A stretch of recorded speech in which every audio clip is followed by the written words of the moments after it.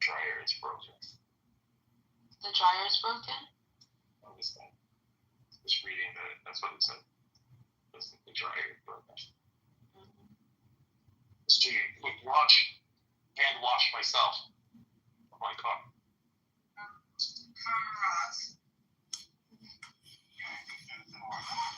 I wore my infamous shoes today. Infamous? Yeah, the shoes and the heels in the video. I hadn't worn them since that day. Touch. Of course, now that you are acting very reasonable, the media has nothing to say. I need to be as balanced as possible. Like, that's what I seek to be as a person.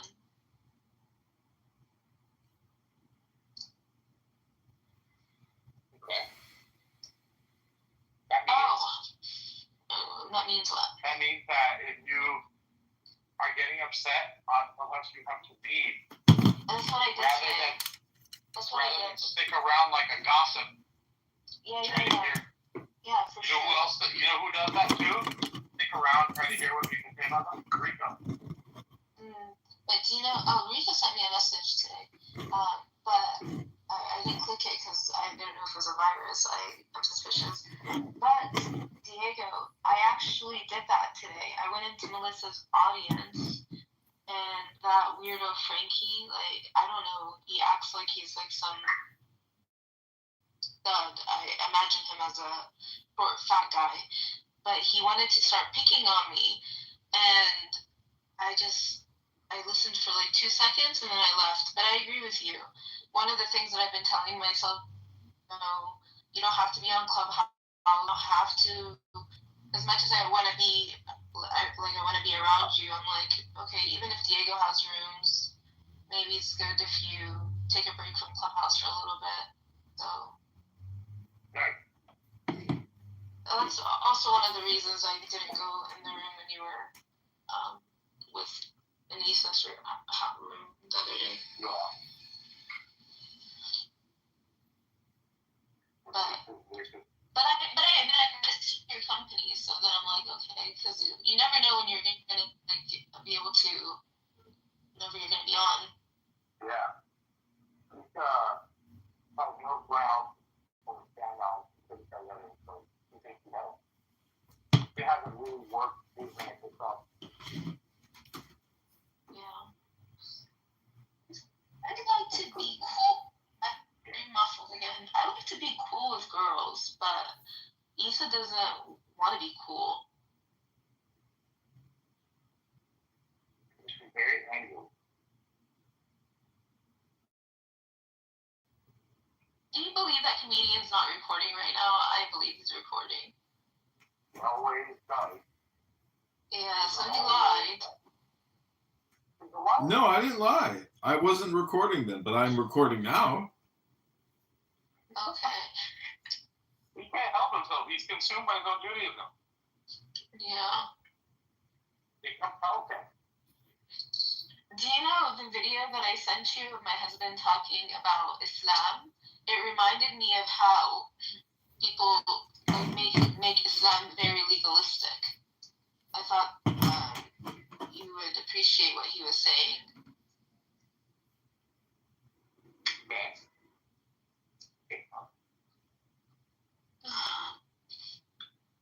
So, that's all.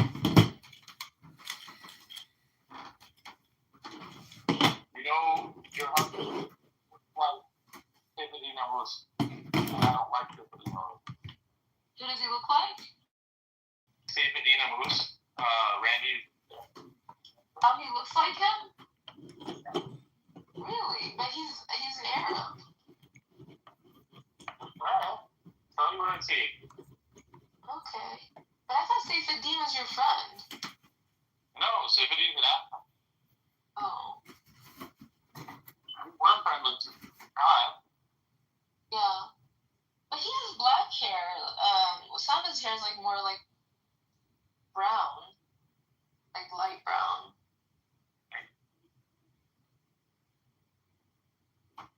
Did you ever debate him? A15? Yeah. Mr. Ubuntu Bonds, that's what. I just think I can't stand guys like Kitover. But you support, you like his book though, The Bitcoin Standard. No, I don't. I think it's wrong. Oh, okay. I thought you had thought it was good, so I got it on my Audible. No. Stupid. Why didn't you teach about that stuff? Maybe I should. You can start with me. I've been asking. But you were like, you don't need to know. Maybe I will. Really have to have a job. Yeah. And actually, is that what we want to do? No, we want to risk their lives getting great children. Yeah. Not that and financial. It's like, come on. Yeah, it makes me, yeah.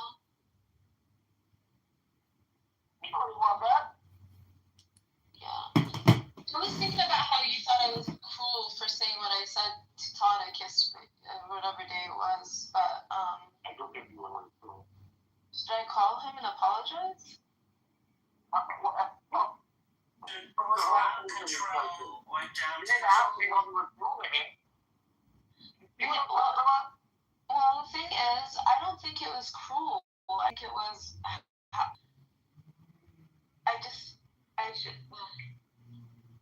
I think he was the one that was cruel to me. Some other unknown time. In a past life. Yeah, a long time ago. If you were that cool, why would you answer the phone? Think about it. Initially, I answered the phone because I didn't know the number. And so I answered, I talked to him for a few minutes, I hung up. I didn't call him back. And then he called me when we were on Clubhouse, and you suggested I call him and put on speaker, and so I did.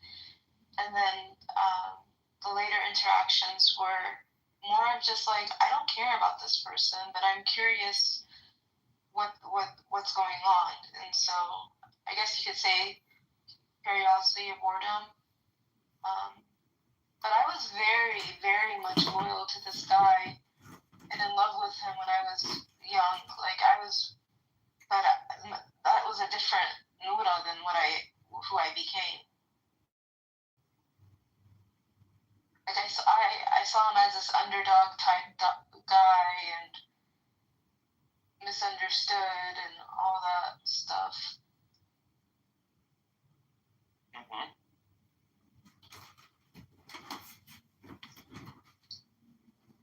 Okay. I mean, that was when I was 19. And then I moved on from him. I got engaged to Tamer. He was a very good Egyptian guy. I lived in Michigan. And then I broke his heart and went back to Tonic. You see? And then when I was 23, and I was still a virgin, he took that from me on my period. And it was very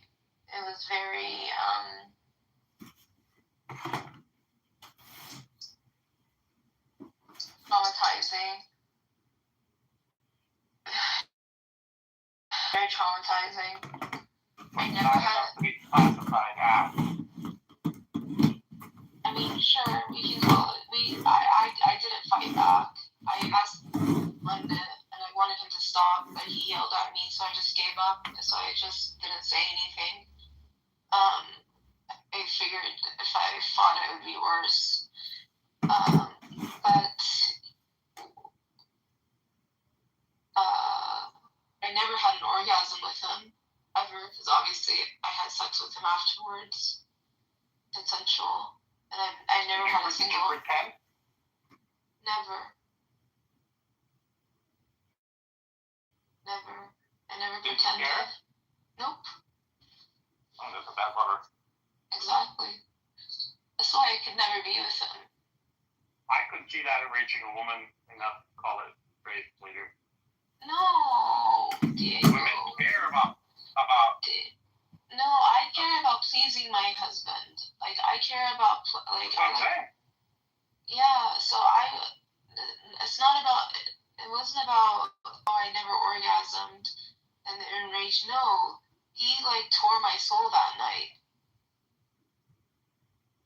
Like, I don't want to say what exactly happened because it's Because Because it'll be a big turn off. being live streamed. no, it's not about it being a turn off. It's about it being harmful. Like, it was just, why should I repeat the details? But, yeah. I sold my diamond ring, actually. I told him to come get it because we got engaged after. Like, I was engaged to him when I was 24. It was a beautiful ring. I told him to come get it, and he didn't. So I, like, held on to it maybe for a year or two, and then I sold it. I sold it for the exact price that he bought it. Did it make you feel bad? He was using my credit cards, so he had accrued like credit card debt for me, so I just paid off my credit cards with it. Nice. Yeah. Yeah, I reminded him, I was like, you used my credit cards and never paid me back. He's a loser. That's not cool. Not cool. Yeah. Yeah. Then again, you shouldn't have credit cards to begin with. I do it for cash back. Like, I pay the statement balance and I get my cash back on it. You get it. Do you know like what I mean by cash back? Because I don't know if you use credit cards. Okay. I'm a cash man myself. I have cash on me because my brother had given me some cash and my uncle gave me cash. And my husband the last time I had seen him, he had given me cash. And so I like to have cash on me, but I don't like to spend it. Like, kind of put it away. If that makes sense. Versus Tin Man.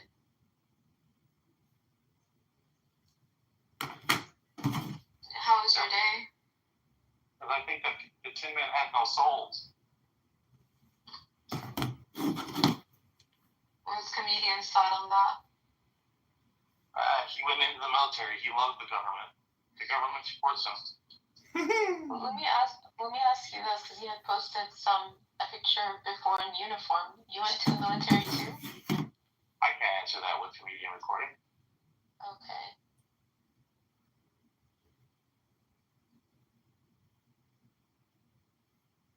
Yeah.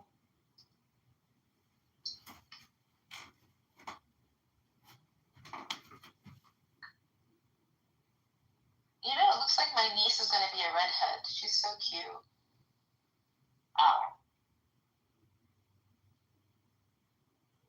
I'm thinking of her because of the toys around me. The boys? Yeah, they're just...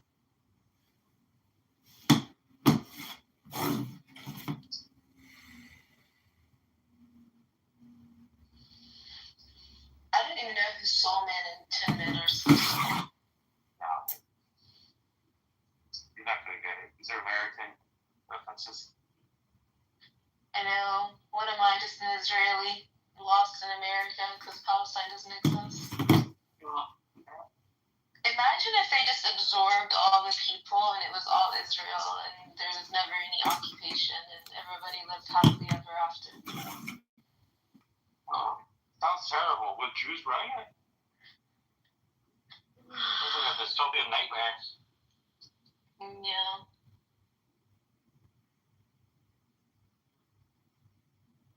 But you've seen it. Can't believe you did it.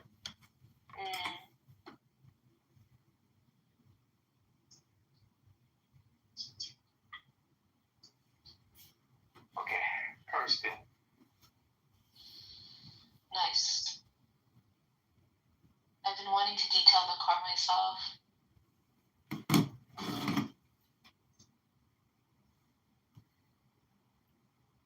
I can't believe Lou made a dating app, marriage profile on a Muslim app. He wants it so bad. I have a profile on the app, and he put it to where I could see him. On purpose, huh? Yeah. Wow.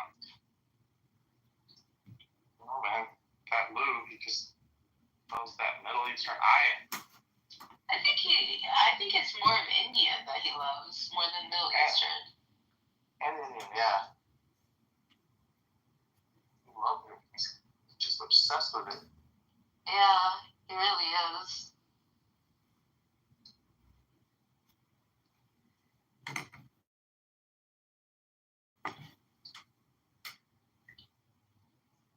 Randy is like, I like the white girls that don't ask, because when they don't ask, I give them, and the Arab girls are entitled. And Diego is like, you're right about so. I was like, I'm the only Arab girl Diego knows. So, Diego, you think I'm entitled? Hell yeah. That's sad. But you are. Super entitled. How so? It's the way you carry yourself with it. Like, this is a typical. Who's fighting all these fights in these colleges, yelling at the guys, saying, you're a murderer, you're a murderer. Let my people go. I can't believe you're not doing this. Like, you've seen it. Yeah. But I actually stayed away from where are all the men? Where are all these men? Beating the women. Yeah. But I agree with you. But I stayed away from protests for that reason. I didn't want to be around that stuff. I wanted to protect myself because I didn't want anything like what happened to me happen. But because you guys are entitled, so when it comes down, when you're in the real world, outside of daddy's home, life comes at you fast. You know, and like Siddhartha, you don't know how to deal with it. yeah. Next thing you know, you start building delusions of grandeur. Sounds like mental illness. Back to the beginning of the conversation. I mean, the guy saw so much pain that he developed a religion where he was the Buddha. Who? Siddhartha, I don't know who that is. the creator of Buddhism. Okay. That's the creator of Buddhism? Okay. Yeah. It's cool Comedian that tell you all about it. I think comedian fell on the toilet. We can only be so lucky.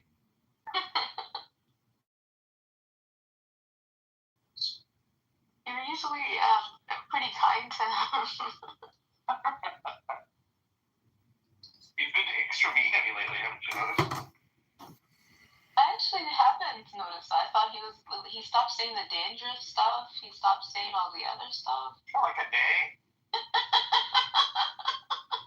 I know. I think he's being nice to me, and then the next breath, he starts saying the things that he says. Yeah. Yeah. Comedian has been in a psychiatric hospital. Oh, shit.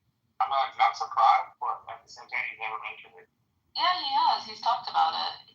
He's openly talked about it. I remember. Comedian, tell us about your psychiatric hospitalization.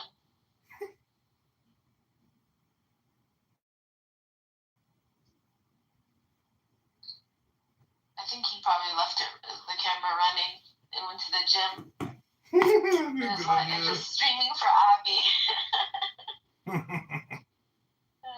Oh, kick him, man. We're going for a snack. Pick 'em. Here you go. Your fat ass, I wouldn't feed it. I don't like the way you wicks it on your head. I'm fucking dead. But I'm not arguing, fool. I just rode 2 miles on a bike and lit my celebratory blunt.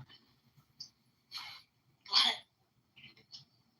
That would be counterproductive to fuss.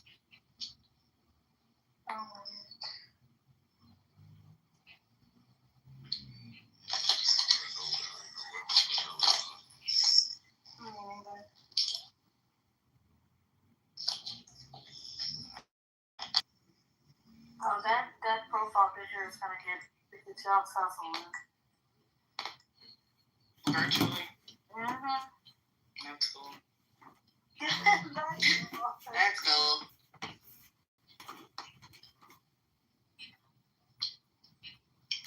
It was just unprovoked. You went back and forth with me. I didn't go back and forth with you. You made a whole room about me. You want to be mad about a PTR? No, you're not just going to sit up here and try to fake bully somebody. I ain't do shit to you. Shut up, Miles.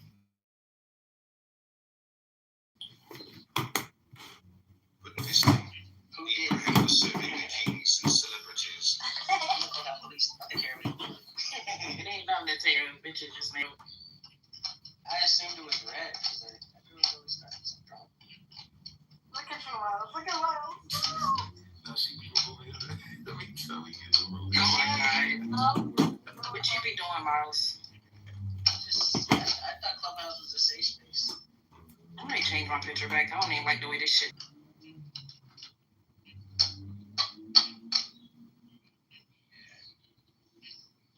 Hey, Donna. Hi, Miles. It was pretty good, buddy. How was yours?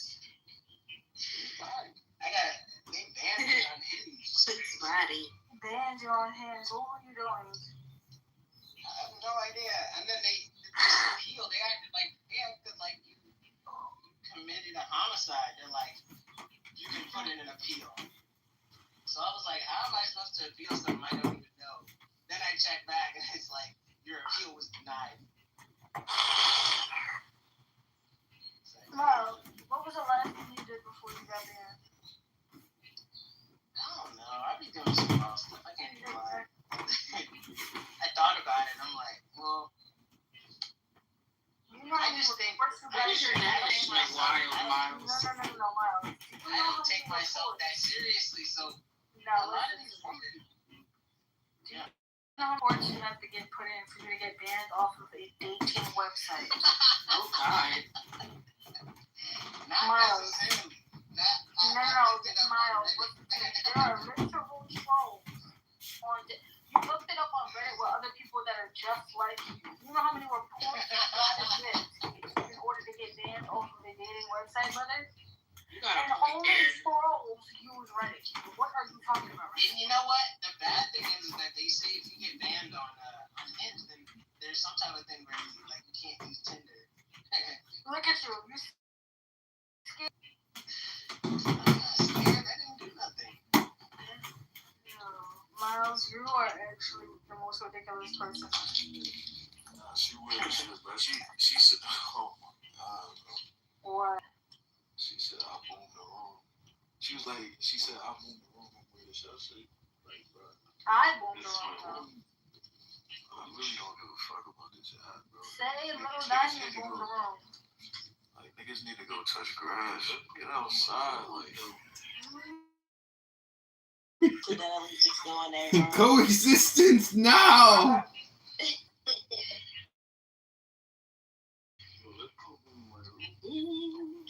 Say I boomed the wrong.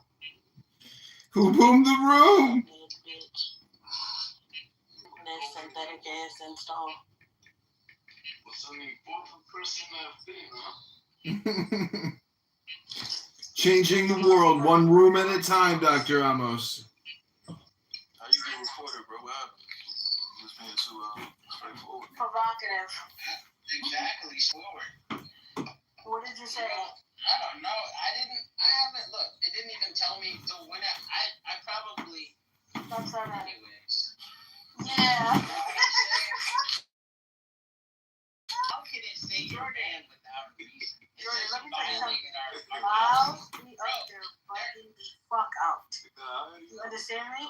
He can't even tell you what he did because he knew he was running the fuck up. Trust me, I seen it. Like when we was at the bookstore, when he says to that girl in Starbucks, I was like, crazy. Oh yeah, my going to jail. This nigga's crazy, bro.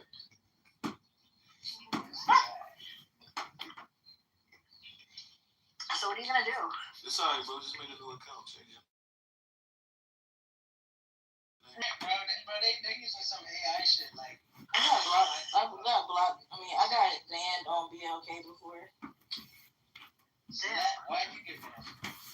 I want to say it's because I told a white person on there that we can't have shit and that white people shouldn't be on an app called BLK because it's not called WHT. I want to say that's it because other than that, I wasn't really into anything. But I do recall that. So, I don't know. That could have been it. Could have been hate speech. I mean, I think, I'm not over antagonizing or weird to me. It was just one incident. Miles, I can only imagine what you did, honey. why you saying it like you know me personally? It's not that. I'm just feeling your vibes. What could you imagine I've done? You literally exposed me for 2 minutes. So what did I do? Let's hear it. No, let's say what you did to get banned. You know, So you banned till 2026, fool. Damn. It's just ain't You over. might as well just date in real life. So they banned your IP address, bro? I do both. No, I think they banned the IP, but you know, bro, it's all. We'll get you back on that app, bro, because I know you need it. We're going to get you back on that.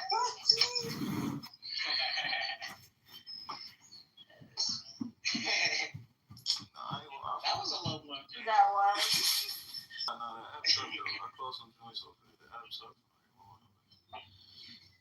If I got banned, I don't know what I would do. Shut the hell up, weirdo.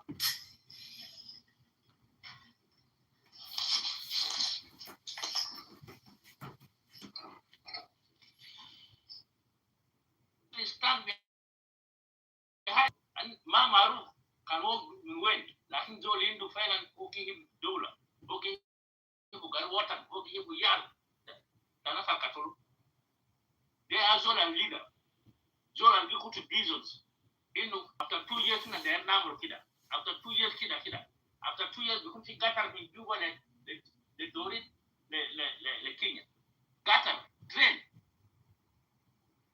that possible إذا قروش ده حصل يا جماعة دي مون ما بقدر يوش قروش ده بكره هم بتعرف مقدسين مون بيكون في براندات It's the cult.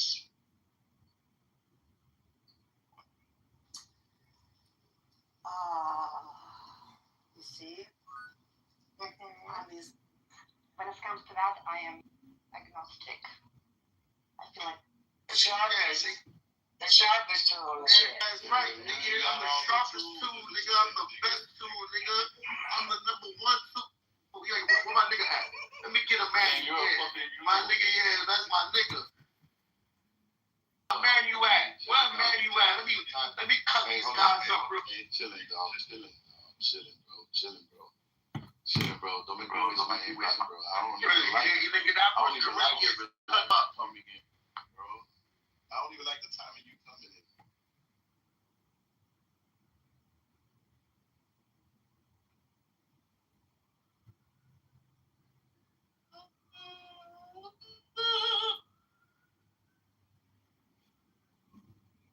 Yeah, thank you. You know better. So what, how you feeling? Okay, so who's next in the queue? That was That was the right new guy? Right. that was and then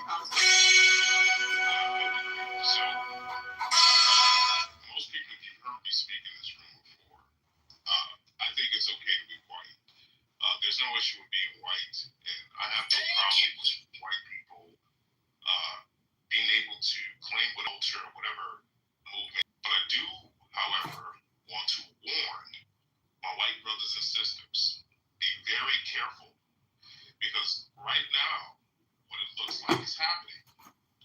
there are powers that want to essentially create what I term, and many people are terming now, called the woke right. You know, we just defeated the woke left. We just defeated the woke left. But there are a lot of people to take bold ideas that are centered around race, that are centered around statistics that have to do with white and black, or painting white and black narratives, get to nuances, and don't actually address the root cause of things in society that you don't like to see. Be very careful of falling into that trap. Because if you ask me, it's the same people that design the platform and the funding for the woke experimenting to do the same thing to the right, to destroy it too. And the reason why I believe this with my heart is because I don't actually see those who are now falling into that trap actually addressing the root cause of legitimate gripes with other cultures or with other groups within the, within America. And so that's what makes me, think that, there's to make this happen. So all I'm saying is be careful.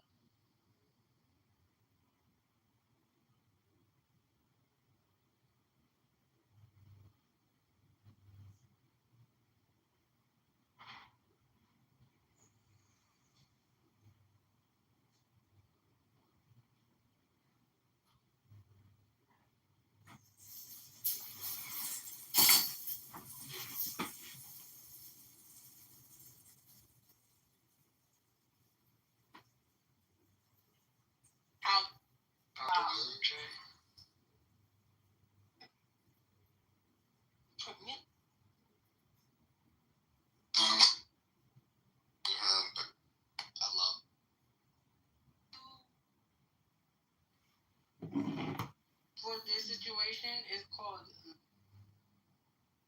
Okay, what I want to do right here. Damn, Capone, I'm sorry, gang. That whole per capita thing is just a distraction from the greater issue, right? Because the issue I think Seventh was trying to show is that if you looked at all crimes, white and black, or blue and white collar crimes, the whites are doing numbers. They're doing numbers such that it's like innumerable, uncountable amount of transgressions and criminal activity that the whites are engaging in. And what they've done is they've played the old switcheroo. Don't look at those, security fraud. Don't look at those violations of all your civil liberties and rights per the government citizenry. No. Look at Tyrone and that purse snatching. That's what you need to look at. And guess what? Whites are doing numbers in that area too. But when we compare the whites to the blacks, there's more blacks per capita than the whites per capita. See, they're the real, even though the whites are doing the numbers, right? So the issue is, are we trying to solve the problem, or are we trying to do a comparative analysis? Now, obviously, if you wanted to solve the problem, you have to deal with the whites, right? If you wanted to do a comparative analysis, the blacks are winning in that regard. But guess what?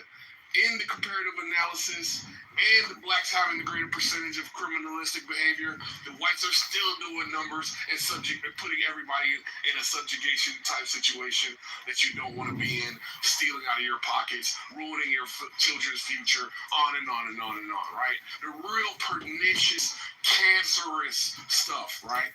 The whites are doing those things. Tyrone's just like bothering you for the day. That's what he's doing, for the most part, right? There's some other stuff that'll ruin you for the rest of your life, but the whites are winning in that regard. Thank you. Have a nice day. Well, there's no question that the economic scale between the race and the whites are absolutely tipped in a gargantuanly larger category. Yeah, why is that? Why is that? The point. But to be fair, I don't think why is that? Why is something that? that could be a big focus. Shut up. Why I is don't that? think. What's not a big focus? I don't think black reality or something that should get a lot of like attention. Oh well, this really needs to be addressed. That's what the whole conversation was. That's the whole game. You created an entire segment to analyze black criminality compared to white criminality. That was what you wanted. What are you talking about? What do you mean? That's what we just did with 7 points ago. Now I got these mobs. This is crazy. Own it. Y'all gotta own it. The question about something was to just like show, well, like kind of descent from trend and whites, and this is just like kind of like a clean way to lay it out, at least a better way than like what was tried when I was like before I proposed this. Yeah, I agree. Voice. I just I appreciate that, you guys. Yeah, so there's 2 houses. Both houses have 10 people. And one house has 4 people that committed the crime. One house has 5 people that committed the crime. You can say the one that has 5 people that committed the crime is more dangerous. I'm going to use that word. I'm going to use that tricky word. More dangerous. There's no question about it. I don't know why we're arguing this. But then we're going to say, you know what? The house that has 5 crimes committed, yeah, it's higher. But then guess what? The one that has the higher number of the house that has 10 people that has 4 people committed crime. This is why per capita is important. I know you guys hate the word per capita. I get it. It's very triggering. It makes you feel like no.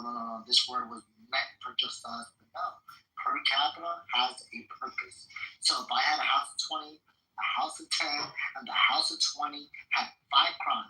The house of 10 had 4 crimes. Yes, it's true. The house of 20 has more crimes. But 6 out of 20 committed crimes versus 5 out of 10. Per capita does matter, and people in the insurance industry use these per capita numbers that you guys hate so much. They're perfect for them. I think you have a good point. But I do think that where people go wrong is they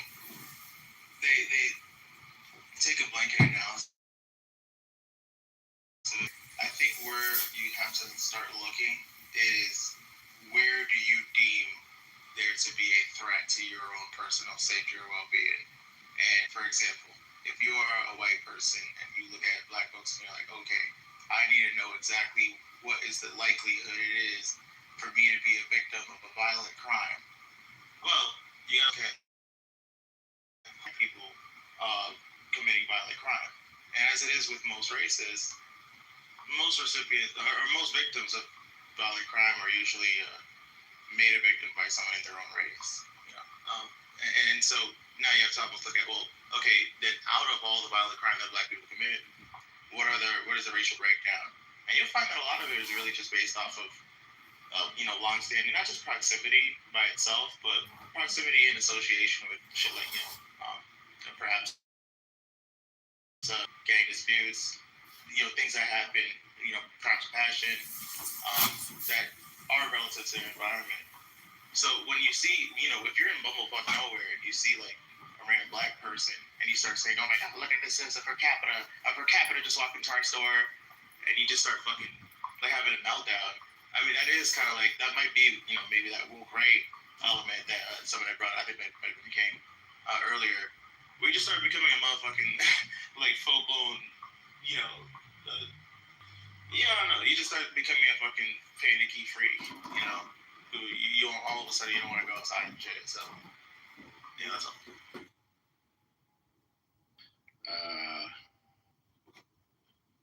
Are we having a queue or is this open? I think it's Are we trying to figure out what you just... Okay, well then we probably want to go, I'll just say that, King, you've talked to Enoch before? Yeah, so Enoch and myself was going to do that along with Dewey. Harvey, you have something else you want to speak on? Harper just wants to... No, I just knew that he was going to pass the buck and he was going to do like the game show. Nobody's even talking to me. Who's cool? I think he was going to do the game show, like, Price is Right sort of thing, and just, bring it on down! Okay, you're literally just talking and concrete's clapping. Shut the fuck up, you racist piece of shit. Quiet. Paul told me. Paul, you used the N word like multiple times. We had to do a small justice. We're just Angela freaking. It's your name now, Harvard. We got to do this for someday. Because I've heard you guys bicker back and forth for like over a year now. Oh yeah, But King, obviously, you talk to me. All right, Harper, I'm not understanding. But King, you talked to Enoch. Did you guys talk about theism? Harper, can you just celebrate whiteness, please? Yeah. All right. Okay, please do. Yeah. So we didn't. So I don't remember us talking on any issue with God, but the way that he operates under the conversation that had to do with China, America, business, population, I wasn't very impressed. Now, Dewey can back me up because Dewey participated in the conversation too. I'm not saying Enoch is not. I'm clear that the guy is smart, but I think he sort of like he sort of like uses his showmanship, which is a good quality to have. He uses that as a way to cover up the fact that he didn't know a lot of things, like for instance the population collapse that's coming with. But his showmanship got him places, so I'll give him that. Wait until he employs his showmanship. The argument you won't know. And again, the guy's clearly smart, but again, I think it's one of those things where it's like, hey, if you're gonna have a conversation, then you're gonna do the whole confidence thing. Then at least know what you're talking about. So he said atheism is manifestly true. Yeah, I'd love to see him substantiate. You say he got exposed? Manifestly, do you consider, so if you say, for example, that the concept of God, like just merely trying to conceptualize God is a manifest falsity, I think that might be a better way to frame. What do you mean by manifest falsity? What is that? Well, essentially, it's in self-evidently false because it's inconclusive. Yeah, that's just not true. From out the gate, like when you try to define God and try to take on the approach of saying, "Hey, this is God and this is the God that I believe in." Let him finish, Solomon. We gotta hear him out. Please, no. What did you say? Manifest falsity? Yeah. Right. So manifest falsity, and the way you define it would relate to something like there are no elephants like serving in the White House or serving in Congress, right? That's manifest. Like the words you use could apply to something like that. But how it always have to be physical or like because I can prove inherently that most people believe, or it is actually true, that there are no elephants serving in Congress. Has anyone ever proven that? As far as like evidence. You said has anyone ever proven that? You meant that physically, right? Like there are no elephants physically in the White House. How else would I mean that? So has anyone ever proven that? Yes, sir. Yes, there are no elephants currently serving. Even serving, like the title of it, right? Okay.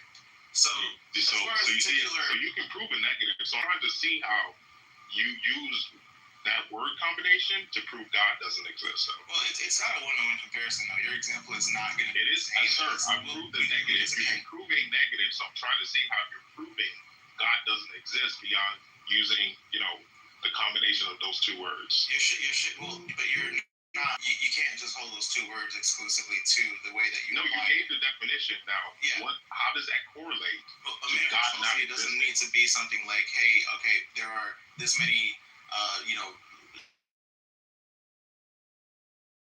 Joe elephants serving them. You can. It's like okay, that's not the only way to say it's a manifest falsity. So how again? How have you proven it? It's already checkmate over. That's why I told you. Over who? How have you proven, Enoch, that elephants don't serve in Congress? That negative? I've just proved that. So in the same way, show me God doesn't exist. So let me tell you this, right? First of all, because I reject the premise that you're starting with, because the premise that you're trying to start with and trying to get me to walk down is not the full breadth of what we're going on. The fact is, when it comes to the concept of God, God has falsity. Yes. You said that. I didn't say that. I'm telling you to substantiate. And then you gave an example. Come on, hey, let him finish. Let him finish, King. Well, yeah. There's like desperation. No. That sounds like desperation. Just let me. Yeah. So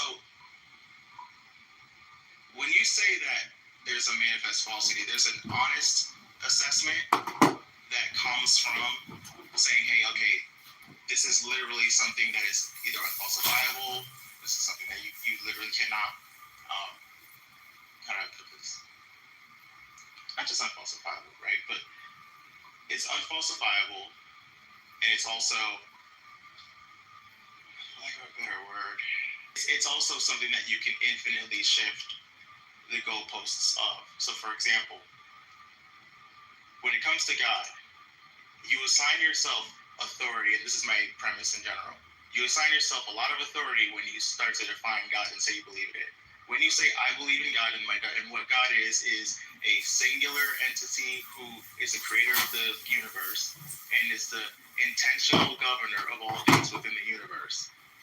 Just by saying that, you make multiple assumptions that go without completely any substance. You are already saying, okay, this entity is a singular entity. This entity is willfully governing the universe.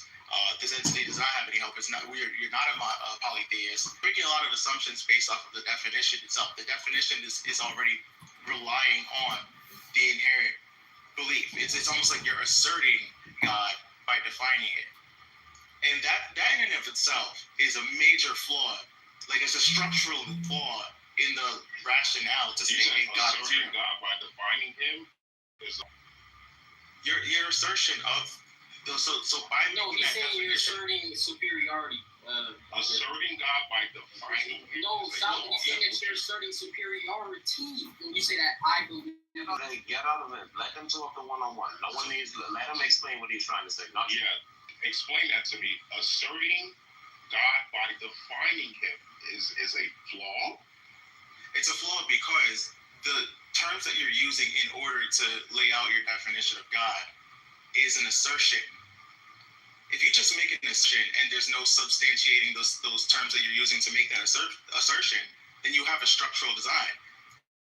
Now you have multiple points to prove before you even get past the conversation of saying, hey, this entity is real. You have to prove that the God of the Bible is not more or less real than the polytheistic Egyptian lore. So that's it. let them do it. No, that's literally it. When you say God is, he is a entity that created the known universe.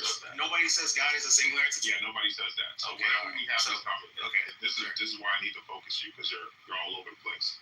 So if someone gives you a definition that corresponds with reality, what about that type of definition? Not a straw man like you just tried to do, but an actual textbook definition that theists have used for thousands of years to make these arguments. What about that definition? Give an example. No. Don't try to shift the burden, because what I'm still trying to see, you made the statement that manifests falsity, that God doesn't exist by that. So I'm still waiting for that. So again, when you try to define God, every single iteration of God that that's well known, even the polytheistic deities, in order to believe in them, you have to first make assertions within your definition based off of stuff that have no credible evidence. You have to, when you say, okay, I believe in the Egyptian pantheon. All right. Well, that means that you believe that that Ra and just up to a bunch of these other deities are basically more real and are as involved in the creation of the universe collectively, and you're in that assertion, and that comes into direct conflict with the belief in a singular God, one-track intentional creator to the universe. Now you go into the other continual qualities. Okay, well now they're also continually involved in the process of the universe. Some theists are deists. Some deists, they'll say, well, God creates the universe, but it might not regard the universe, and it's not an active governor over the universe. Just in the definition, you have to break down the actual definition. If you give one sentence and say, hey, this is God, the words that you use within that sentence, which is what I keep trying to get people to understand, the words that you use within that sentence are assertions. They are assertions that do not come with self-evident truth. They actually come in the absence of truth. They come in the absence of evidence, of credible evidence. The closest thing that we have is, as a reference, is going to be basically the religious text of the carried down Lord that introduced the person trying to define God to that concept of God in the first place. The problem with that is that I can do that for Harry Potter. The problem for that is I can do that for any other deity that I wanted to in a book that inspired me. Yeah, so Enoch, I want to be very clear. So what I'm hearing from you is you're using references like the Egyptian pantheon, Harry Potter, and all of these other facts to essentially say that there is no possible way that God exists. So what I'm saying is that the definition, those are the things you brought up. You use the word it's a reductivist. You're using Egyptian pantheon, you use Harry Potter, and some other things in the word salad to essentially present as evidence that there is no possible way God exists. How did I use those words? Did I just randomly name drop them? Those were your references. How did I use them though? What was the purpose of them? Can you see how I brought them up? Use those two words as a way of saying that you can prove God doesn't exist. And so when I asked you to substantiate that, you brought up the Egyptian pantheon, you brought up Harry Potter, and a number of other fictional texts as your reference for that proof. You got blindsided. Very clear about that. You got blindsided by the names that were referenced, and then completely lost the logical track of what I'm bringing up. I'm mentioning the Egyptian pantheon because they're a very famous example of polytheism. But when you say God is, hey, this is God. He is the divine creator of the universe, and most of them usually say that it's a loving and well-wishing entity that governs over all actions within the universe. You got to start with each word that I just used. He is, boom, okay. That comes in a direct contrast with different pantheons that say, no, it's never been he. It's actually been multiple creators of the universe. It's actually been a demiurge. It's actually been this and that and the third. And that right there is like, okay, now how do you actually substantiate your claim of the singular God is another claim from another belief system that once ruled the world that said, hey, there were like 5 or 6 gods, or there were like a Mount Olympus of gods. How do you say that your claim is more concrete than theirs towards that singularity of a divine being? Yeah, that's simple, because our claims and our beliefs correspond much more with reality as it's been given. How so? Yeah, there's a number of ways. One would be obviously the life, death, and resurrection of Christ. But outside of that, you can also use some of the classical arguments around the Kalam, right? The teleological, the moral arguments, the transcendental. So you're summarizing there, but you brought up the I'm giving you ways. I'm giving you these I could substantiate. So actually, you're referencing. I'm pretty sure you've heard these arguments before, but again, don't try to get away from it. Appreciated how you've proven God doesn't exist. And that's been my point. You made the claim of manifest falsity, that there's a manifest falsity in the nature of God's existence, meaning I can show you God doesn't exist. But there's an absence of credible evidence when you bring up those examples. You didn't actually use any of them as credible evidence. This is on your claim. This is not mine. You're trying to shift the burden. I'm trying to see how you're showing that God doesn't exist. The burden of a concept of something is within the definition of that concept as it pertains to observable reality. You're the one who claimed that observable reality dictates that there would be a monotheistic deity that runs. I never said any of that. I never said any of that, sir. I never said again. I never said any of that. So why did you read the life? What is it for life? One more time for the audience. For the audience, this man has yet to substantiate that manifest falsity in the context of those two words, that God does not exist. I did. Manifest falsity. And how? Okay, so you say, so watch this closely. What was your evidence that God manifests in a manifest falsified way doesn't exist?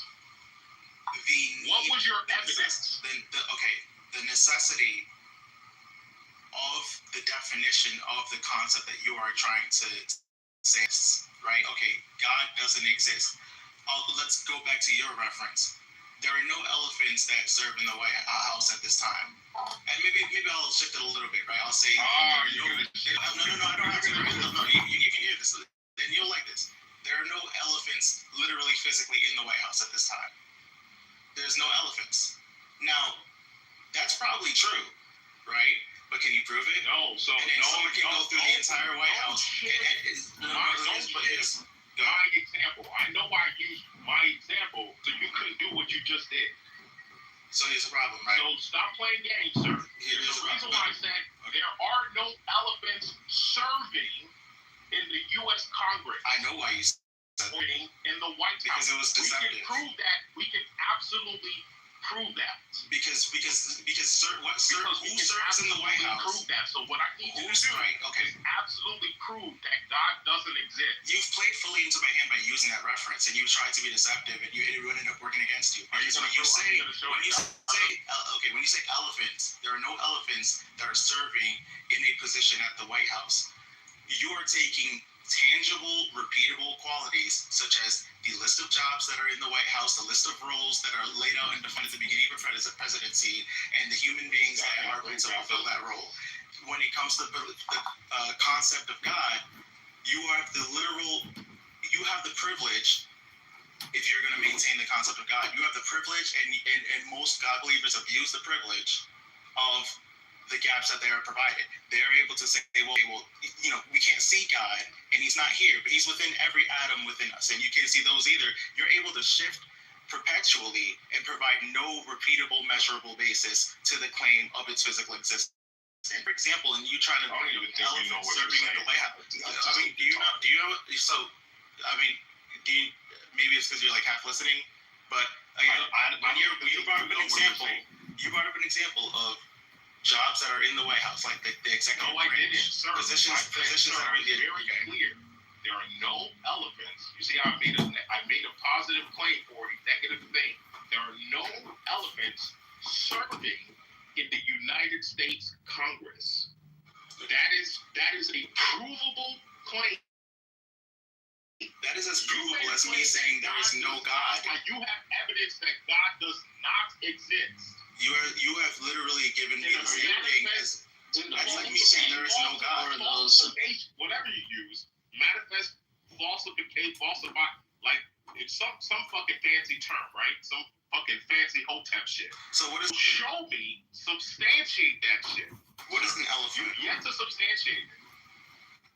What is an elephant? You brought up the Egyptian pantheon. You brought up Harry Potter. You brought up a couple of other fictional things. But substantiates that God doesn't. That's evidence that God doesn't exist. That's retarded. What is an elephant? What is an elephant? It's an animal, sir. I got it down 25 points right now.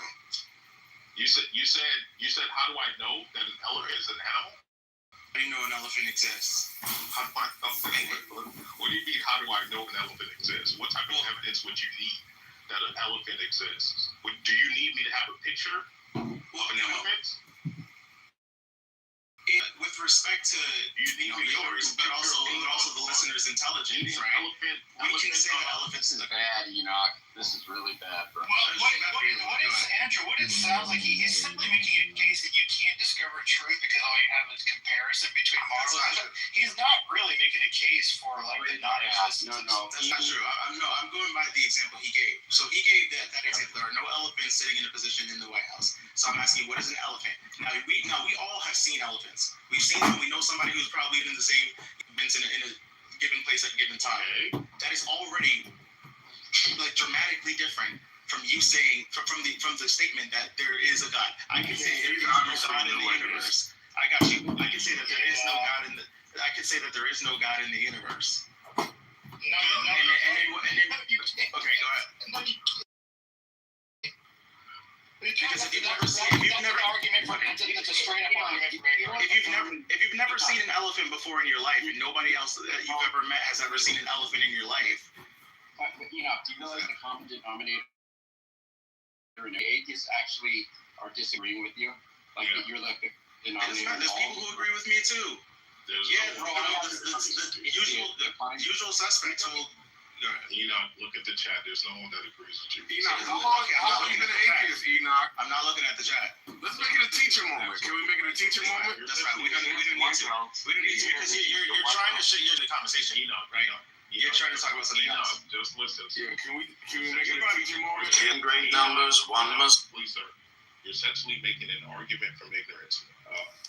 Anglicans only that out because, and respectfully, this is a logical conclusion when dealing with this, like going down the road.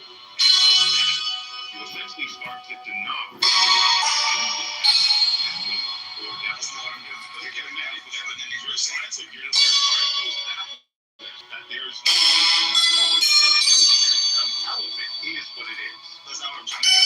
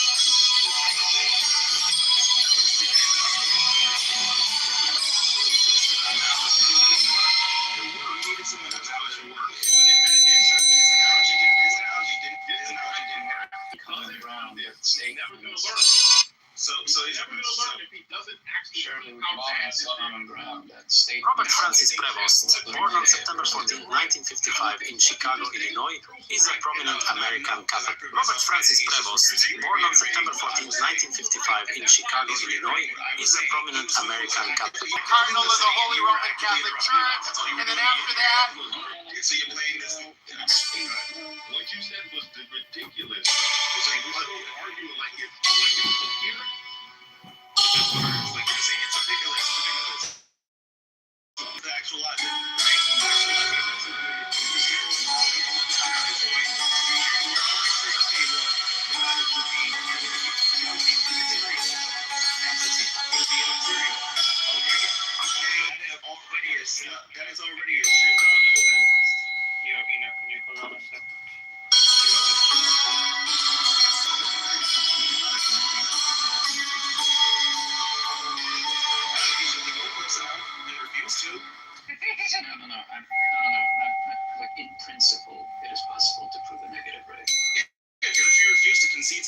narrative and the lack of evidence for the existence.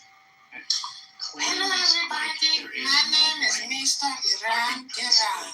I want to play you a little song. As long as you're honest about it, so, because there's always a way, especially when you make an entity immaterial. There's not always a way, but those types of claims are principally unprovable. For example, okay, there's no elephants that are serving a job in the White House or in the executive. My name is Mr. Iran Iran. Mr. Iran, Mr. Iran Iran. Mr. Iran. It's like an elephant that's honorary assigned to the Secret Service. Spending cuts alongside extending the tax cuts. And I know you talked about is currently debating spending cuts Congress is currently debating spending cuts. Is the sorrow unexpressed that shadows those ecstatic lids? The star in the garter, when sadness closes in between your eyes and mine today, my queen.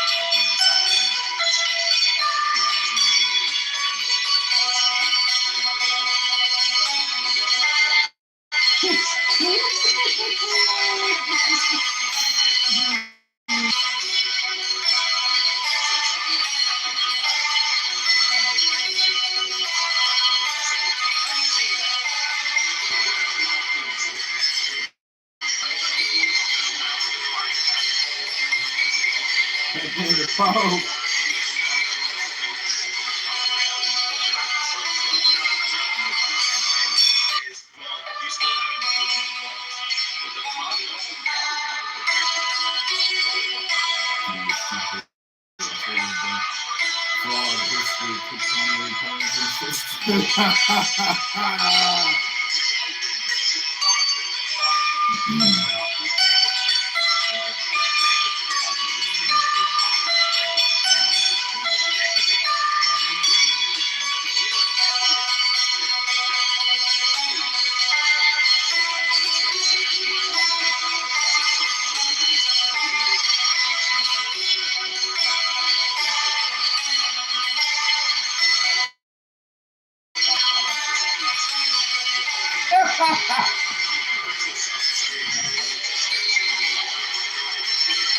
Those Republicans.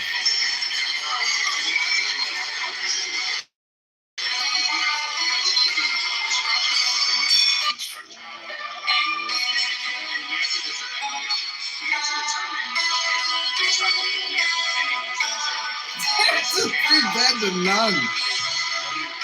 Dead to none.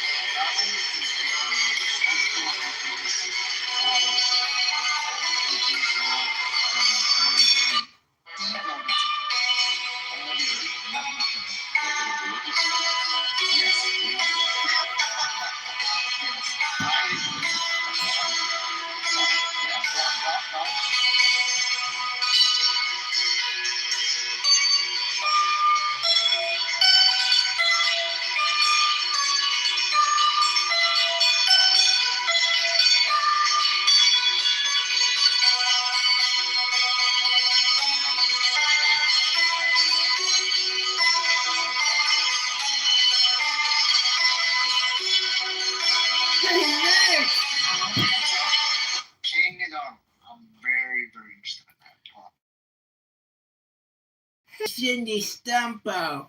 I'm at a work construction site. I'm looking at over 50 workers. I don't know how many of them are Mexican or illegal. Doesn't matter to me. I'm building houses, Nick. The name is Cindy Stumpo. Here's my business card. Let me know fast. I got a great new startup for you. It's a technology app. It's information technology.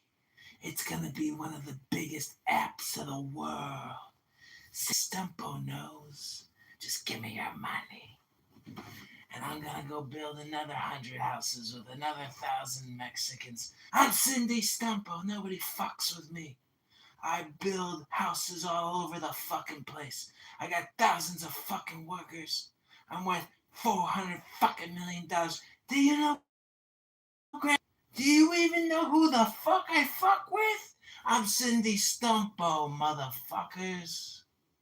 Do you know Grant Cardone and Nelson the Beggar and Jonathan Bing? The Jonathan Bing. I'm fucking Cindy Stumpo, bitch. I run this town. Don't forget it. Here's my business card, Cindy Stumpo. It's the Cindy Stumpo, you motherfucker. Don't you tell me who the fuck can work at my fucking construction site. So you say he doesn't have his fucking papers? Here's my fucking business card, Cindy Stumpo. You can call my attorney.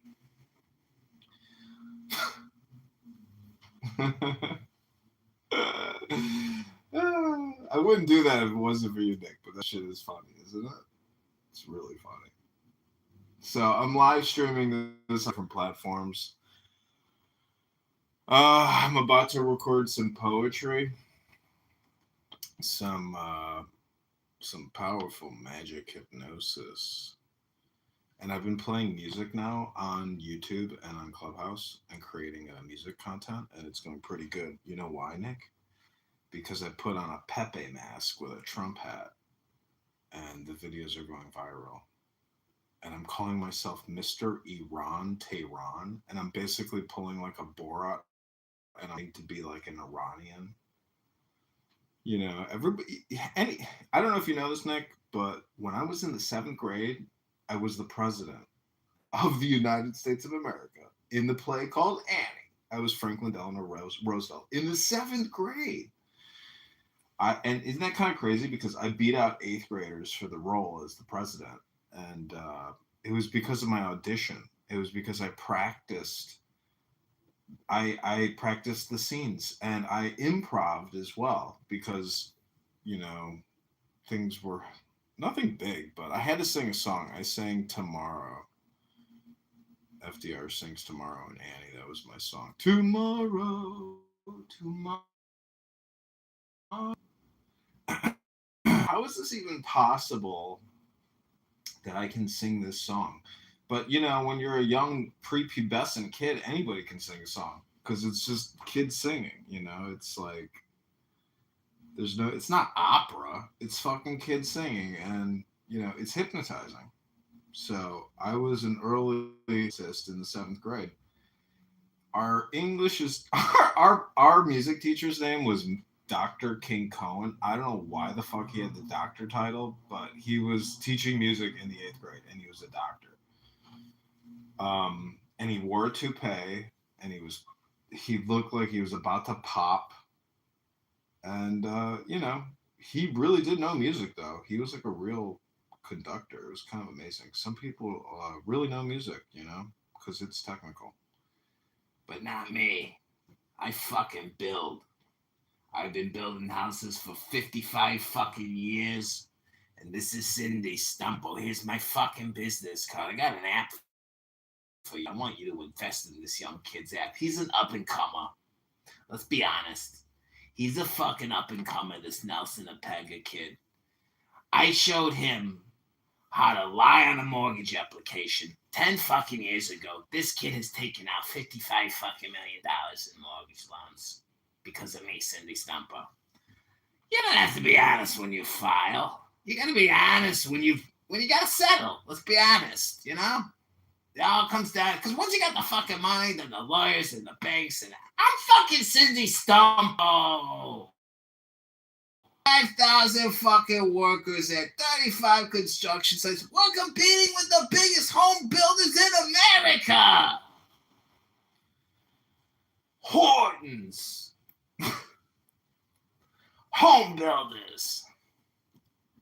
Talk to Grant Cardone. He knows how much stress there is in building homes when you gotta deal with the subcontractors, the general contractors, the managing brokers, and the fucking real estate agents. My name is Cindy Stumpo. I basically created the home builder model. I'm an early innovator. Not many people know this. Grant knows this story, but I only told Grant this because I tell the young kids good things so they can follow in my fucking footsteps. That's why I tell all my friends to invest in Nelson Apega's incredible chatter app, because Jonathan Bingham, he fucking rebroadcast chatter into fucking Clubhouse. And nobody even uses fucking Clubhouse anymore. There's no fucking party hats. But you go to Chatter, there's a lot of fucking party hats. So what does that tell you? That means people, you're going to want to invest in this Chatter app. Let me refer you to my friend John, all the details, and he'll give you the invested perspective. You'll have to sign a non-disclosure. Also, of course, we'll have to call you as a registered investor. So if you don't have a minimum of $250,000 liquid capital, we're not going to be able to work with you. I can show you my portfolio. You can show me yours, but mine is bigger than yours. Let's be honest. I'm Cindy fucking Stumpo. 3,500 fucking Mexicans working right now, and Trump is busting my fucking balls, but let's be honest, I'm happy he's kicking them out. In fact, I fucking doxed all of them with fucking ice. With his fucking ice. I told them exactly where they were. ICE agents came and picked them up. I said, don't anybody say nothing, or you ain't gonna get your pay this Friday. That's what I told all my fucking workers. I'm fucking Cindy Stumpo, and here's my business card. This is like my Tim Dillon impersonation of Cindy Stumpo. That would be a funny video, right? Yeah. This is why, like, doing these performances and not filming them are, you know, it's the definition of insanity to, like, not record this stuff. It just takes too much energy to do these Cindy Stumpo impersonations.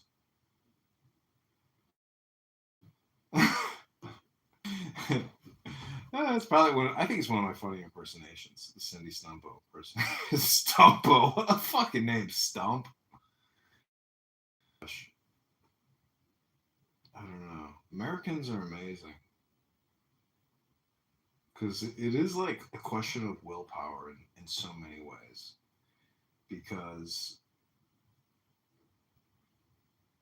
a lot of it is performative. Because there's people who really do the work, and then there's people who just like do this the management, supervision. So you can fake it till you make it. I mean, the thing is, I just can't even imagine Grant Cardone worrying about a tenant, who caused some property destruction at one of his 800,000 apartment unit complexes. I mean, it's like, dude, at the end of the day, you're a fucking investor at some point. I mean, if you have a portfolio of 100,000 apartments, it's like, I mean, I don't know. I met somebody once in college. I was the president of the investment club, and he just came in. It was Nick. It was literally like our college alumni, Cindy Stumpo. He came in. He's like, "This is the equation, you fucking idiots. This is the fucking equation. And I used this fucking equation my whole life to acquire over 80,000 apartment complexes in the southeastern United States, you little fucks. You see this fucking equation? This is the fucking equation. I don't buy shit if this equation doesn't have this fucking number, motherfucker, or less." And I was like, So that's your whole presentation to us? Interesting. I still can't, I don't even know what that equation was, but obviously it was like a cost benefits analysis equation. I mean, okay, now you get the ratio. It's like, there's so many other components. He was a cool guy, though. I saw Tim Dillon here in Chicago at Rivers Casino. Took this really hot chick. I don't think she was impressed because after she and me kiss, at the end of the night, I was like, my grandmother kisses better than you. But yeah, Tim Dillon was very funny. Very, very funny. I recorded it. I think I put it on Clubhouse when I was listening to it, but neither here nor there. He is one fat piece of shit. And I should go to the gym and not be a fat piece of shit. But, what's cool about Clubhouse now is if you get kicked from a room, it automatically bounces you to a new room. So that means it's like, I can walk away because of the preview function, and it'll just constantly play Clubhouse, which is exactly what I've always wanted.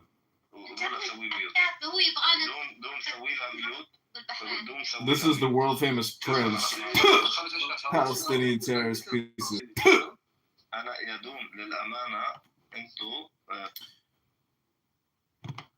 Imagine. See, I just got kicked. Oh no, now I'm in the room. I didn't even touch the phone.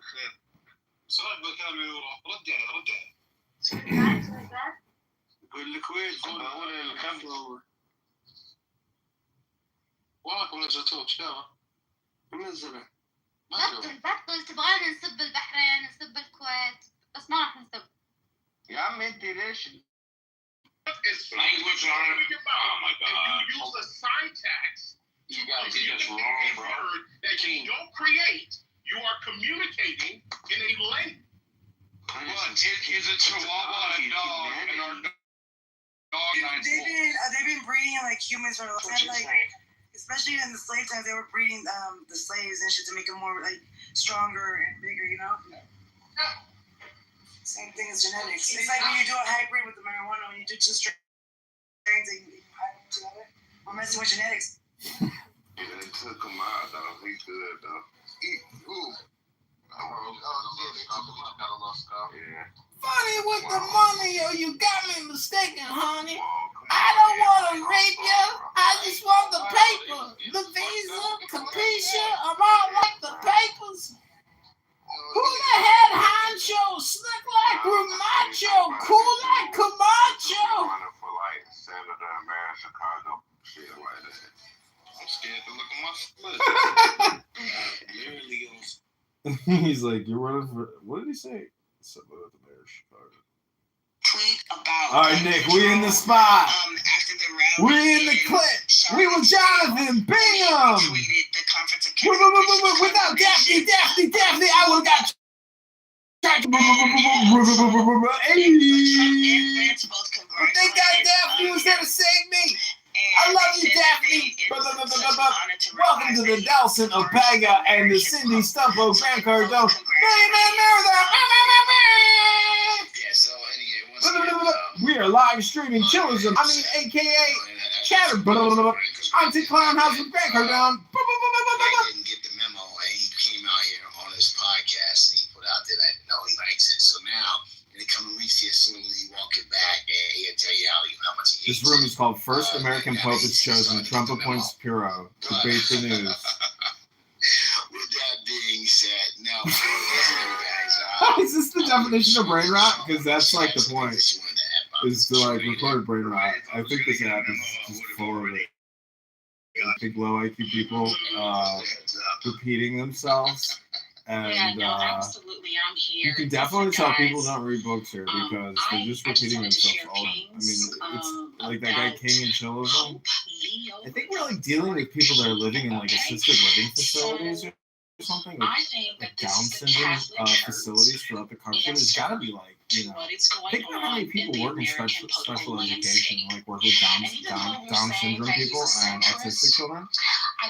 I think that's who is like using this app because clearly none of them work. I mean, I don't work, but like none of these people work. So like, are they living in Down syndrome facilities? Like, who are these people? That Francis was pretty progressive. There are a few others that I do know of, so I'm not really sure. But I still what do these people really do? I just wish there was like more profile index data about every person, who they are, where they live, what their net asset, like what their I think that this is the way total net worth is giving a middle finger what kind of car they drive. what is happening. That's the cool thing about data is, you know, if like you were really examining someone's personal tax returns, that's like the most intimate thing. And the craziest thing about a tax return,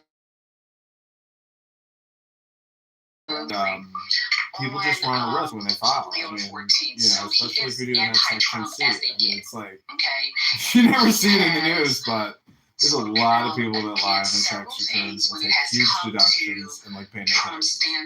And supposedly they're raising the tax rate also on climate control, also and it all just goes to a fucking warehouse in an underground fucking cave. In the caves. He had just like all the federal employee jackets that sit in that fucking very clear on supporting racial justice, particularly after the murder of George Floyd. I mean, he is, and I wish I he's had also my spoken bell. out against J.D. Vance. And the mass deportation policies, and then Vance's attempts to use Catholic doctrine to justify them. So I think that this is not a good thing for MAGA. I think this. You can imagine it. It's not there. How far away is it? This is coexistence ODD with El Normo and her balls. Mills. I don't know if you guys are familiar with mills. They're even smaller than millimeter. Yeah, it's 1,000th of a millimeter. Nick, if you didn't come in here, I probably would have been reading a book already. Engineering and metalwork, yeah.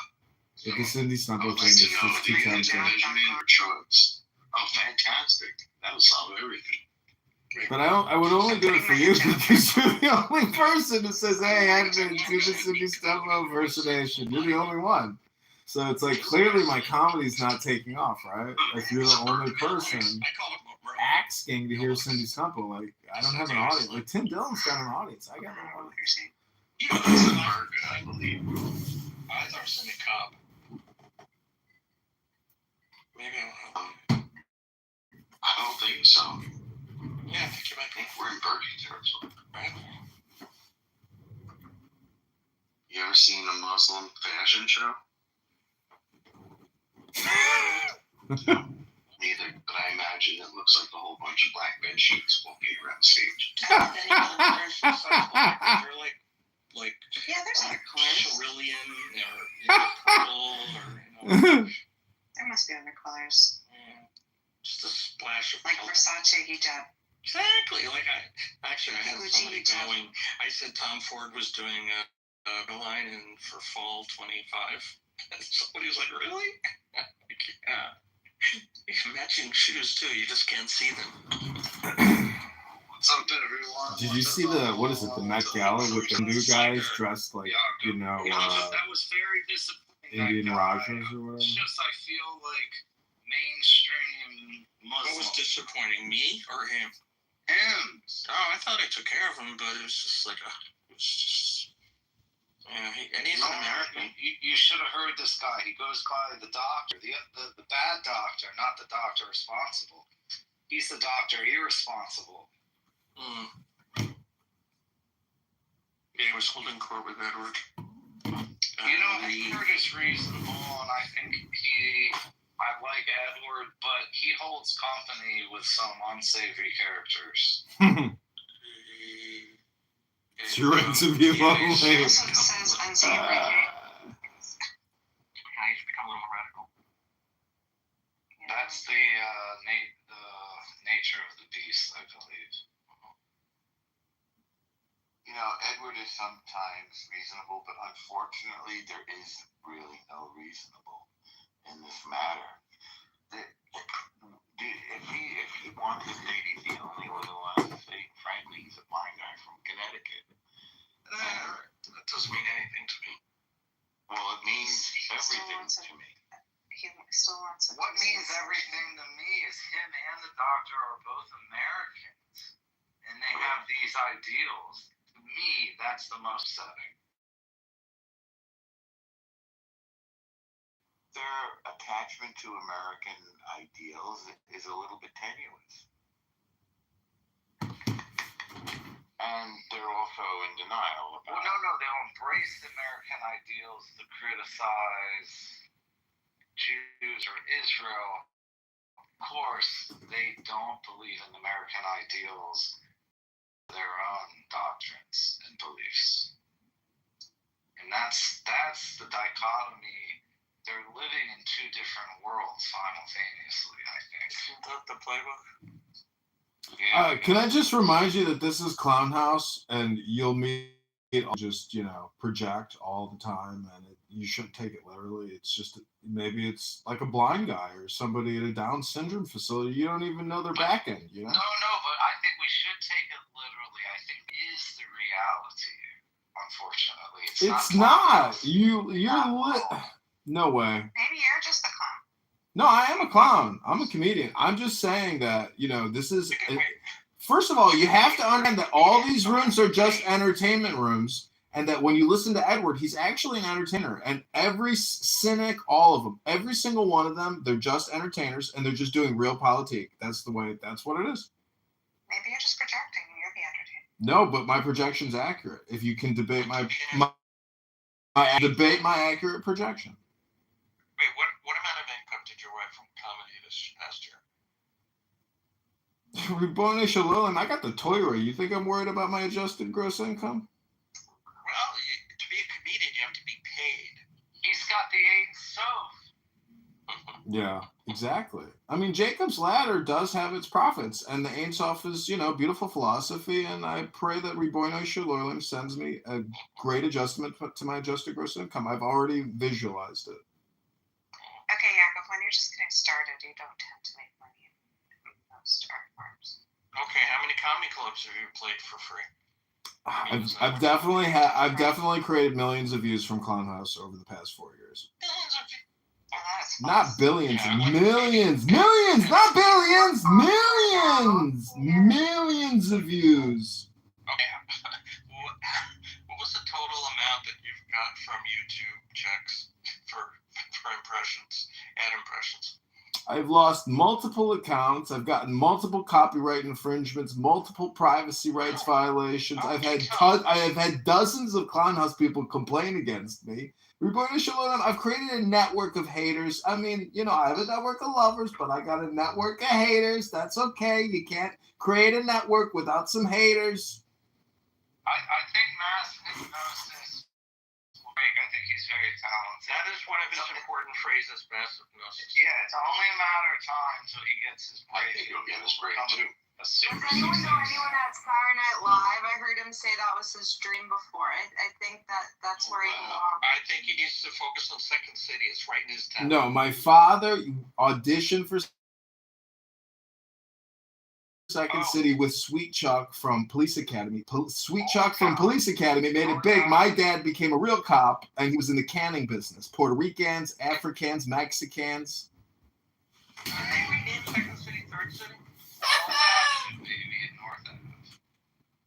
I think he's going to be. I think there's a lot of people looking for naked men in their 30s playing bongos on their belly. But there's other stuff too. But there's other entertaining things too. Very entertaining. Yes, yeah. I call it self-actualization comedy. Oh, wait, you're at the top of the hierarchy? Yeah.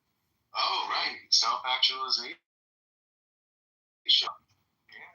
I'm an Einsoft self-deprecating comedian. I mean, Einsoft loves self-deprecation. It's a roast, and that's what I've realized what Clownhouse is. It is a roast show. And I've been filming it for many years. I would hope that Clownhouse is actually my biggest legacy, because I feel like this is like recording a television cast, and it's, I'm the only one doing it, and I think it's an interesting cast of characters. You're right. Creates great holdings. If you read some stories of some like Alex and Revis, I heard this one where Revi comes to a town and he wants to go to this guy's house, and he goes to his closet, opens the closet, and in that closet he said something was very holy. It was a costume that this Yid was made to wear in an embarrassment, in the town, to embarrass him as a Yid, and in his embarrassment created much holiness. So you have a good point there. I'm looking to it. I only see one applicant, which is Dove, I got a question. I do apologize for not being content for you for a little while now. But have any of those things actually gotten any interest? Any of the maybe season 1, 2, and 3 of Clubhouse, or not? It's new stuff. Or is the con blocking your hearing? I think you might take up the most space on the internet.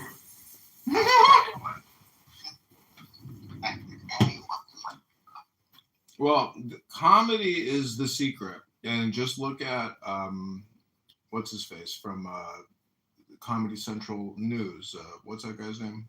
Anyways, comedy allows you to be subversive in a way that there's like no other art like comedy.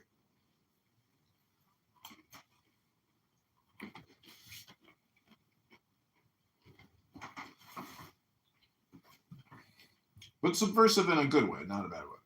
You should definitely be doing improv. I think you'd be very good at improv.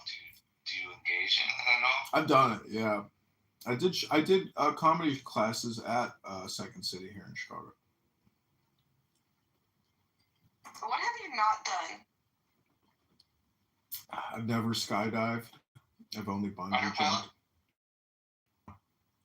I dropped out of the Air Force because I didn't think it was tough. I thought you were in the Army. I was just kind of joking with the fighter. I changed from Air Force to Army, and then, but I'll tell you the truth, the Air Force was the way to go.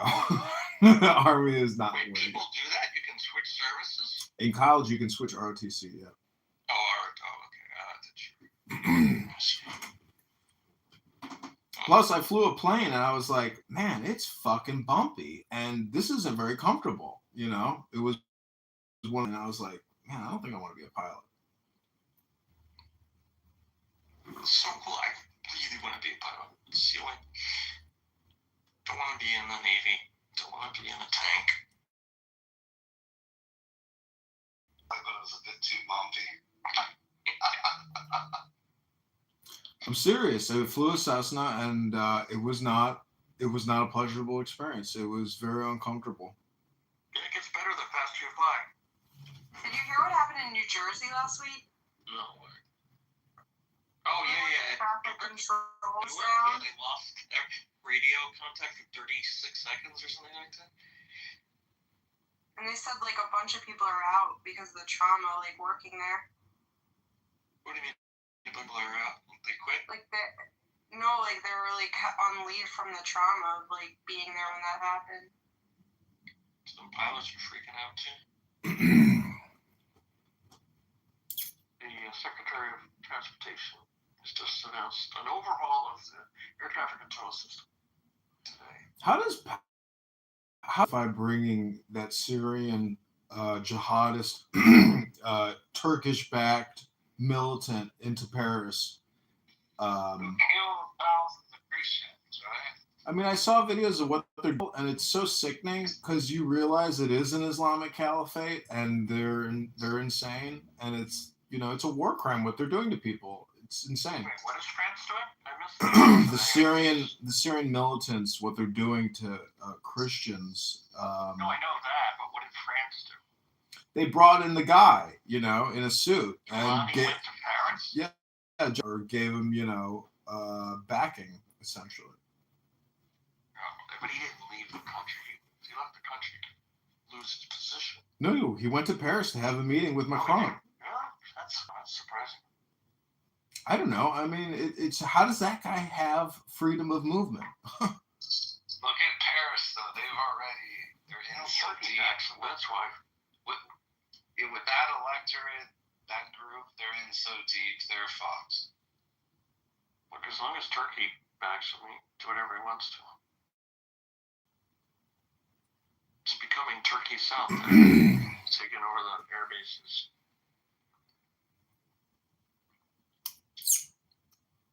But they're in secret talks with Israel, being what do you call it? The UAE is coordinating it.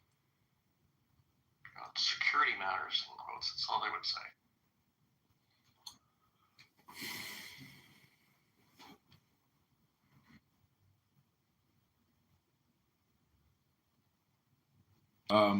I don't know.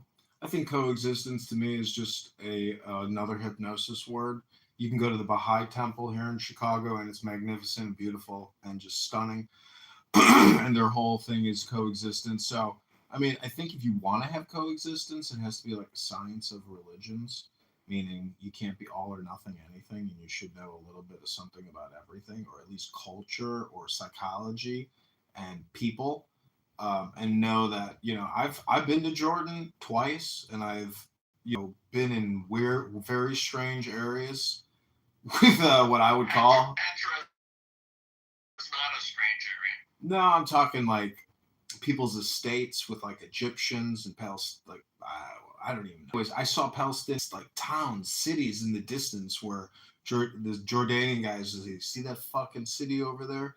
That was a Palestinian encampment. Now it's a fucking village / like looking city almost, or town. So I mean, when you're there, the Jordanians have a different perspective. Like there's in group and out group, so it's super tribal, and then there's like a super tribe, and the expression is me and my cousin, or me the world. So, I don't know. It's like, to me, the whole thing is like machismo, essentially. People got these fucking big ideas, big ambitions, but, their town doesn't even have a fucking library.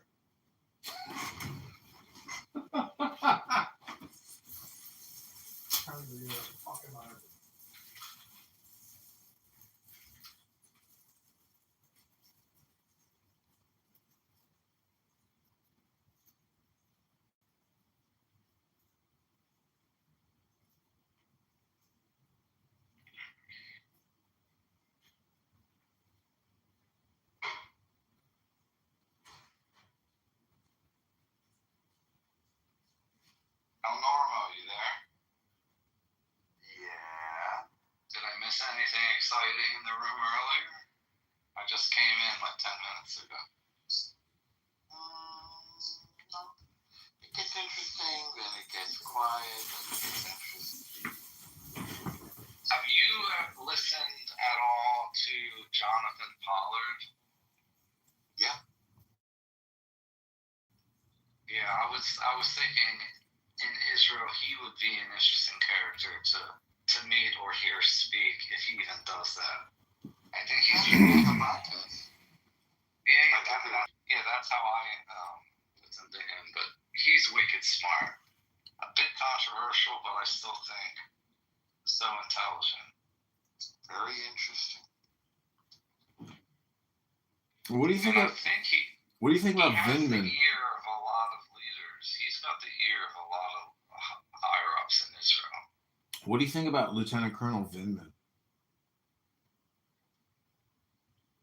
What you said, Vindman? Vindman, yeah, he's the one who said that Trump didn't have a perfect phone call or something with Ukraine, and he was on Curb Your Enthusiasm. Oh yeah, He's got a big social media following. You know, I mean, oh, he's such a bitch. He's a bitch. You guys see him? But I knew it the second I saw him with those stupid glasses, his fat belly. I didn't think it was nice. It wasn't a perfect phone call. Shut up, you little bitch. I mean, what a bitch. I mean, that was a very weird episode. Hundreds of thousands, million, you know. Trump for? Huh? So strange. It was such a thin case. And Vindman is a weird character. So was that other spy that got fired? She had an Irish accent or something. Remember that? There was a woman too. Yeah. Everybody was really a second brother as well. He has like a twin brother. Yeah, and they're both little deep state nerds. I mean, that's the only way I could describe them. They were mad because Trumpy Bear wasn't being nice in the Foreign Service. And the diplomats didn't like the way he talked to other leaders. Shut up. That's what this whole thing, that's what the whole thing that this term is really about. Like, the reason Trump is being so aggressive right now and crazy, part of it is just that he's pissed off and he's crazy. But the other part of it is like the entire government set out to work against him during the first term and not implement his policies. So now he's just like, okay, I'm just going to fucking fire everyone.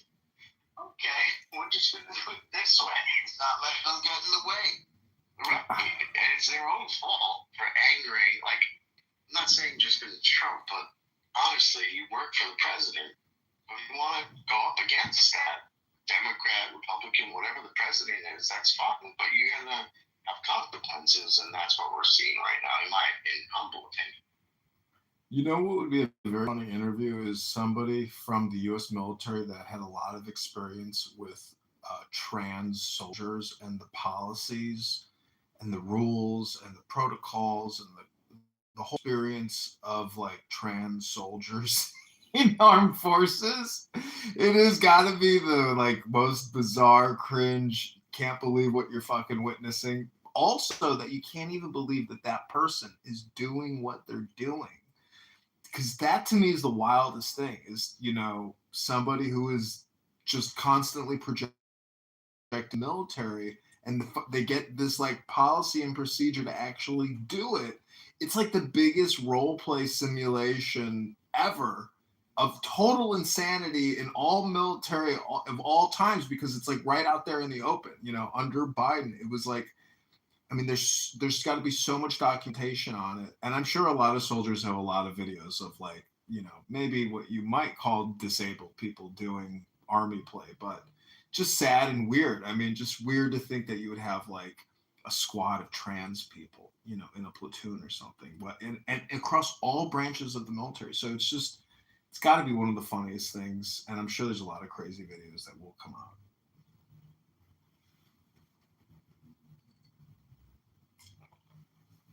Trump's best reverse that. Like to put trans sex changes back or to reverse all the problems. Trump reversed the order to permit trans people to serve in terms than that. But see, I'm sure a lot of the people who were trans, they will no longer present as trans, and they will still be in the military, but they will return to proper dress code and personal appearance. I mean, so they're no longer trans. But that's why I'm saying the documentation has to be crazy, because it's they literally drafted document. All this stuff is like military order procedure documentation manuals. So there's literally like trans manuals, LGBTQ manuals. I mean, that's because of the administration. But what happens if we get an administration like that again? I don't know. Will America ever get an administration like that again? To me, it seems highly likely, right? It seems very likely. Yeah, it's likely to happen. I mean, they were teaching CRT in the military.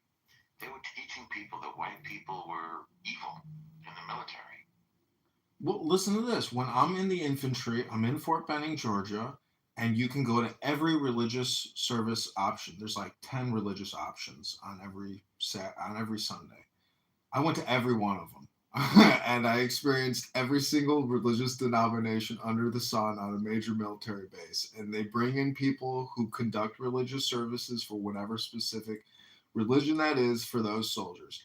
So I went to an Islamic religious service, and there is like an imam on a U.S. Army military base saying that if you don't believe in Muhammad and the truth of Islam, your head will rock for infinity or eternity, and that's your punishment. And this is on a U.S. Army installation. You heard those words out of his mouth. Out of his fucking mouth. And I just couldn't even believe what I was listening to. And I'm like, this is so crazy. But I understood, because of freedom of religion, you're going to, and the fact that they basically, I would say, contract with almost basically, or these people are doing it for free. I don't know how he was being compensated, but they all got at U.S. facilities to conduct all these religious ceremonies and religious activities. Army chaplains get paid. No, but this guy was not in the Army. He was an imam who had special permission to conduct Islamic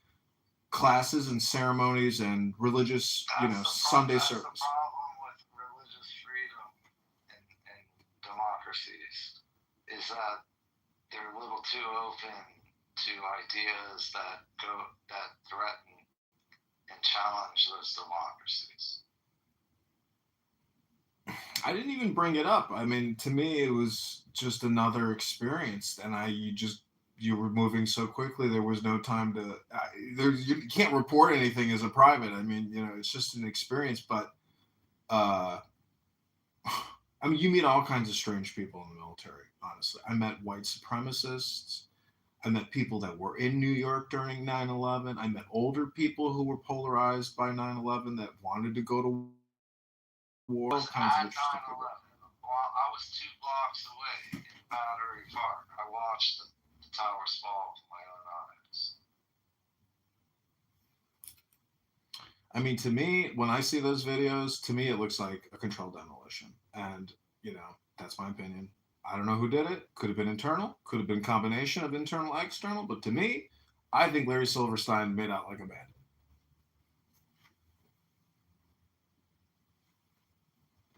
And I mean, maybe that's crazy talk. But I don't know why I have any reason in Silverstein or have any good faith in him. Well, they said that wasn't the Pentagon being investigated for a lot of misappropriated funds.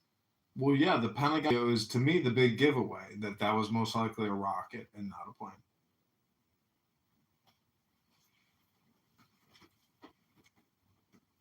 Well, no, and apparently the records that were being kept in the World Trade were associated with government funds. Yeah, WTC-7, which is the third tower that fell on 9/11, housed Salomon Brothers, CIA, New York Emergency Response, and a whole slew of other government agencies. So it was like a federal building. And that one definitely fell from third nation and controlled demolition. That's a fact. That thing didn't even get hit by a plane. It fell free fall. I mean, that's controlled demolition. So it's like that information's got to come out. I mean, because to me, that's most obvious crazy. It's not even a conspiracy theory. It's like, that's unexplainable. Like, that has to be. Have you seen the video of the storage rooms that had all those? I don't know if it was some detonation material, some type material. Apparently, trucks were coming in and out of the World Trade for like months at a time leading up to it. I've seen a lot of good documentaries on all this stuff. The Corbett report was probably, like, to me, the biggest whistleblower source of information, with like Kroll Associates and the Bush family connection, meaning that there is, coordination or cooperation between, central intelligence agencies of the world. I mean, just like central, there is an equilibrium on the planet. But it could have been, if it was something like this, it could have been a deep state, not orchestrated by the state itself. I don't know. I think 9/11 was a cooperation between global intelligence agencies.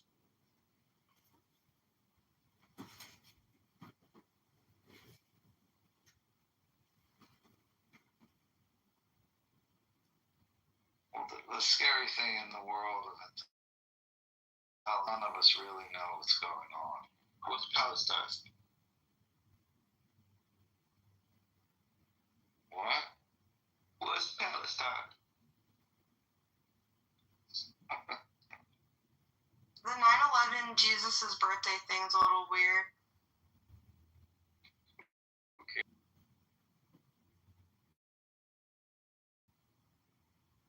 And a lot of people made a lot of money off of trades, like before. Yeah, there's a hedge fund that tracks all the congressional transactions, but that's still delayed data because everybody has to make these financial disclosures. I don't think that's a real thing, sir. Have I ever been to the Holy what? Schnitzel. That is so bizarre that I was just looking at it on Uber Eats as you Are you serious? Yes. I was just about to order from Holy Schnitzel. Yes, I've eaten it. Can I tell you something? What the heck is going on? The schnitzel in Israel is so much better than the schnitzel here. You think? So much better. Everything in Israel is better. Yeah. Unless there were chickens. Even the water, the air, everything. Everything is better.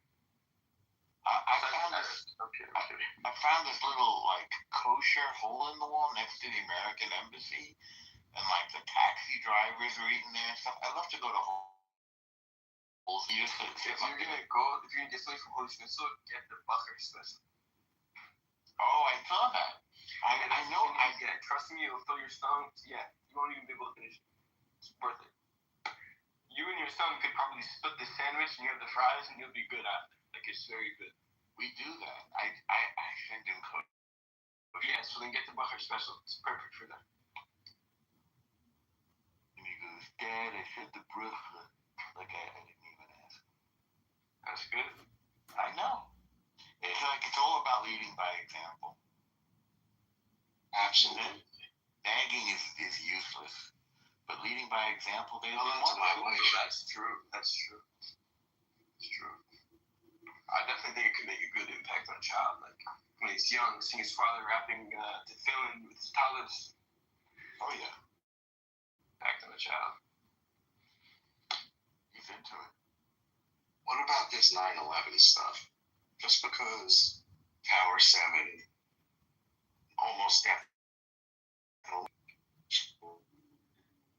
access.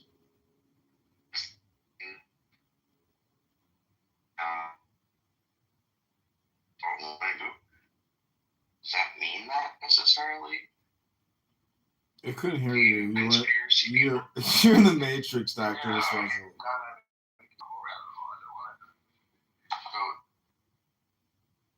What I said was, just because Tower 7, which I believe you guys, and the Pentagon look like control explosions. Also, Shanksville was a rocket too. I do not believe a plane went into Shanksville. And so when Trump puts that big stand over in Shanksville and does a ceremony in Shanksville, I just think he's like continuing the propaganda. Why do you think that? You think the stories Because the pictures, like, I'm just want to try to eliminate a hindsight bias and say, when I see a picture of Shanksville, that to me looks like a rocket implosion and not a plane implosion. Wait, you saw a picture of the implosion, of the explosion? Shanksville, yeah, everybody's the videos, yeah, you can just go on Google, YouTube, and look up Shanksville and be like, is that a plane? Nah. Maybe I should look at that before I weigh in. Yeah, it's just not a plane. I mean, you see, then Google plane crashes. You will see tons of fucking plane debris. And Shanksville's got no fucking plane debris. So explain that one. So you think that all the people that were victims are just like in the witness protection program? No, I'm saying they were probably fake identities and it was an empty plane. Oh my god. But what about the people? But there were victims in 9/11. 100%, thousands. But you think just the plane people are fake? Or all the people on the planes were fake? No, listen. This is like the plane stuff is, you know, I don't really have much to say about Would it. it make more sense that they got hit by a missile, though, and they were real, or no? I don't know. Did you ever see on Dateline interview, you know, impacted by 9/11, like their wife, their husband, their kids? Like, you ever see any fucking videos about the people that died on those planes and like, you know, complex interviews with people who knew them? I never seen those videos. You ever seen those videos? I saw Flight 93. That was pretty good. Yeah, you saw a Hollywood adaptation of most likely an entirely scripted event. But why do you go right to that? Like, wouldn't what I said earlier be like more likely that they were shut down by a missile, just like the Pentagon, and it was real people? I don't know. I'm just saying that whatever the official story is, that is not the real story. We have been lied to with regards to 9/11. I guess you're behind that. Hey, are you there, Mr. Harold? Harold?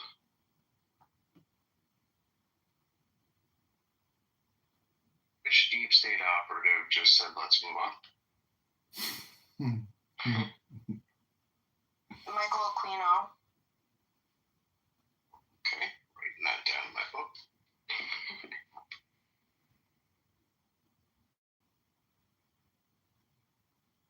Deep sea agent.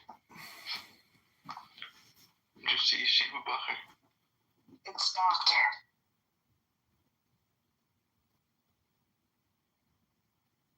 Like, what was it, Ilhan Omar, when she's like, some people did something that day.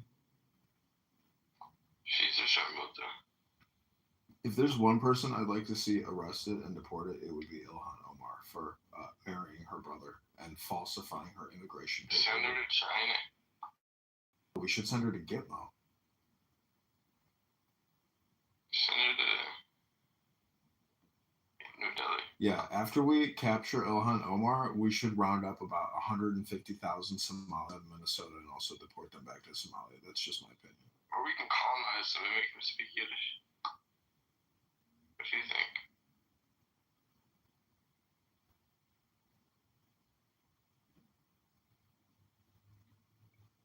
I mean, I'm just actually kind of kidding about the Somalis, but not really. Reinforce and convert them into Hasidism.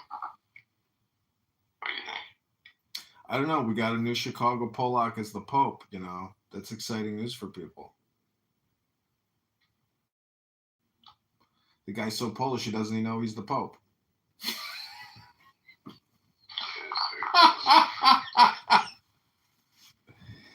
You know how Nazi Germany conquered Poland so quickly?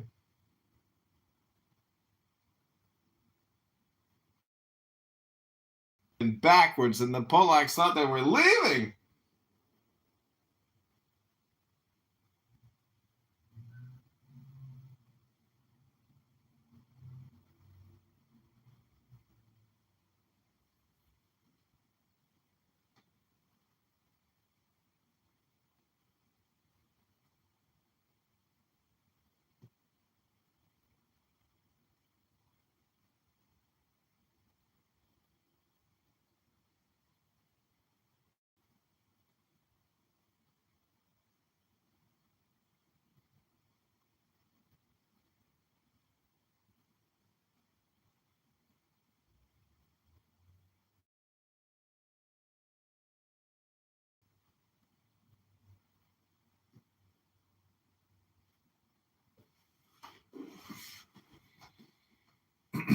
Anyways, what are you doing tonight, Doctor Responsible? Are you going to be out in your garden listening to crickets while your wife continues to raise your children with an absentee husband? Holy shit. How did you know? I'm about to go plant some plants for Mother's Day in the dark for my wife. And I want to know how you do that. I have access to a Starlink terminal, and whoever I talk with here on Clown House, I can take a Starlink camera and just zoom down with like 100,000, magnifying glass telescope, and just see exactly whoever I'm talking to. It's like a remote viewing project that Elon Musk has been working on.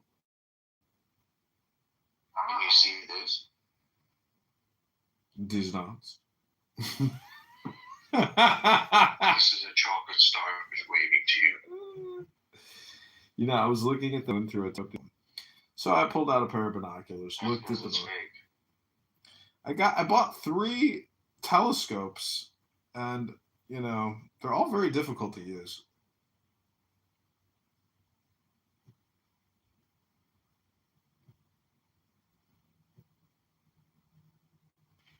That's what the moon's fake. It's a projector up on Trump Tower. I'm just saying. What?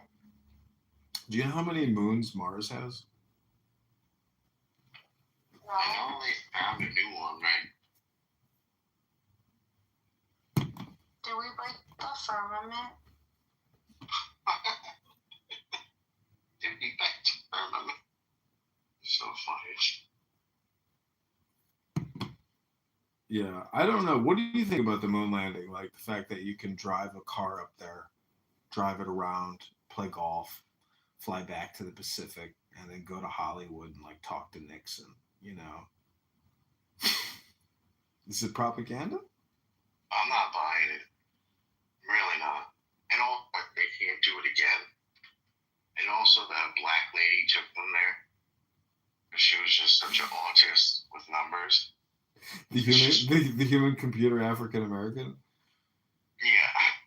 It doesn't add up. No pun intended. You know what I'm saying? Why wouldn't they continue this behavior? It couldn't have been that hard. So I used to live in what's called Century City in Los Angeles. Yeah, I heard it. And there's this hotel there that has this amazing lobby in the basement. It's an older hotel, but it's a huge hotel. And they had all these black and white photos, like old historic photos. So there's a photo of Nixon with ABC and this giant box with a glass window and these astronauts who just came back from the moon. And it looks like the Nixon Johnny Carson show. And it was at that moment that I realized the connection between, NBC, CBS, ABC, that's all there was, those 3 networks. So that was the networks to the world. I mean, and that whole lunar mission, I mean, think about Tom Hanks. Like, to me, that's the big giveaway. It's like, it's all fucking fake. If Tom Hanks in that whole movie with what's-his-face, I bet you it's all fake. I bet you the whole Tom Hanks movie is completely and utterly fake.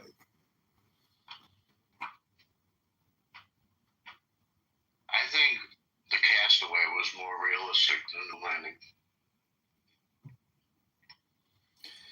I mean, have you ever tried to visualize what it would be like to get into, let's say, even Elon Musk's, Starlink or Starship or whatever, but just think about it from the perspective of the person, like, in the cockpit, as if you were, like, in a plane, flying a plane up on the surface of the Earth, But think about being in, like, a fucking rocket, and you're flying to the fucking moon, you're like, man, we're getting closer to the fucking moon.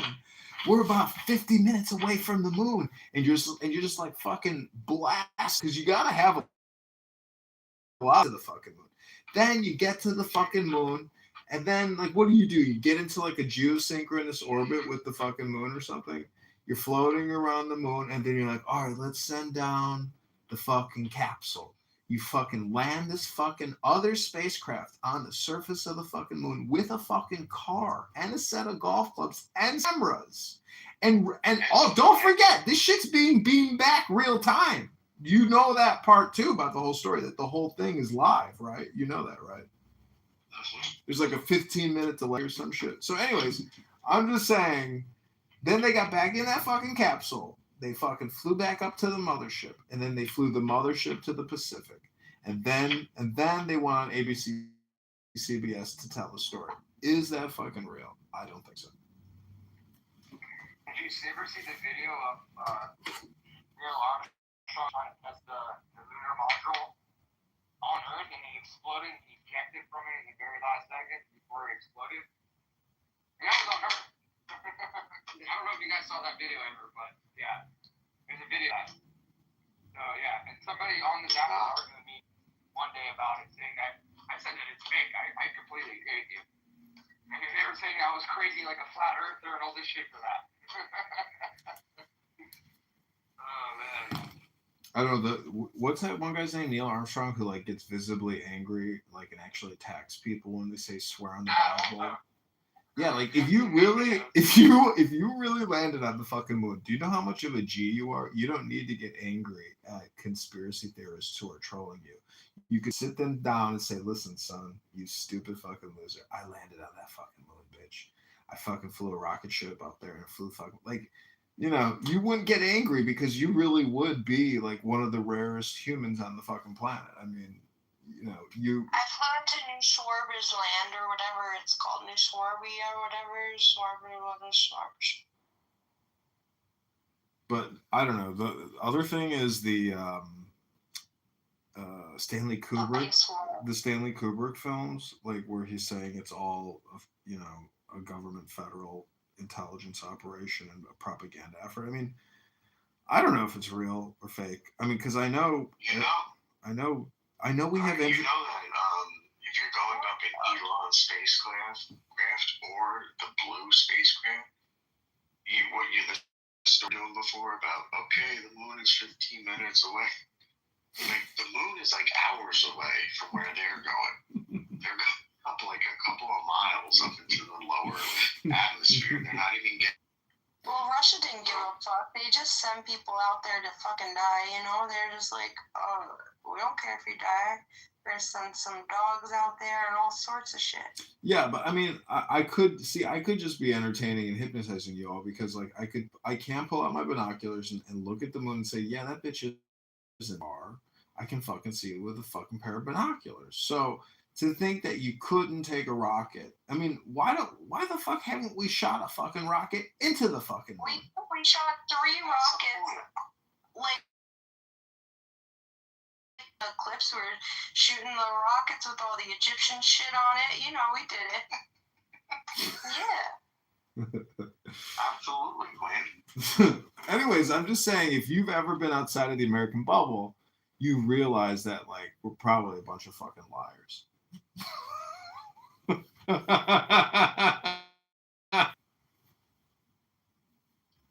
thing is, though, Edmund, you are more likely to find people that are kind of believe like you or awake like you.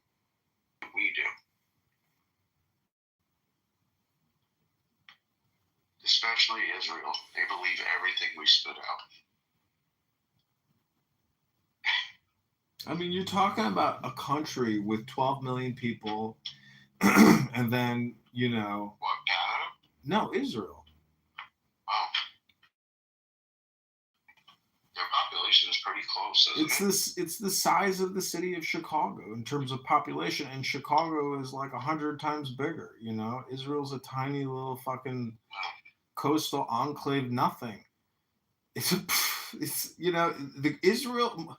Basically, I don't know. I think there's a major difference between Israeli Jews and, you know, diaspora Jews, European and American Jews. There's a big difference.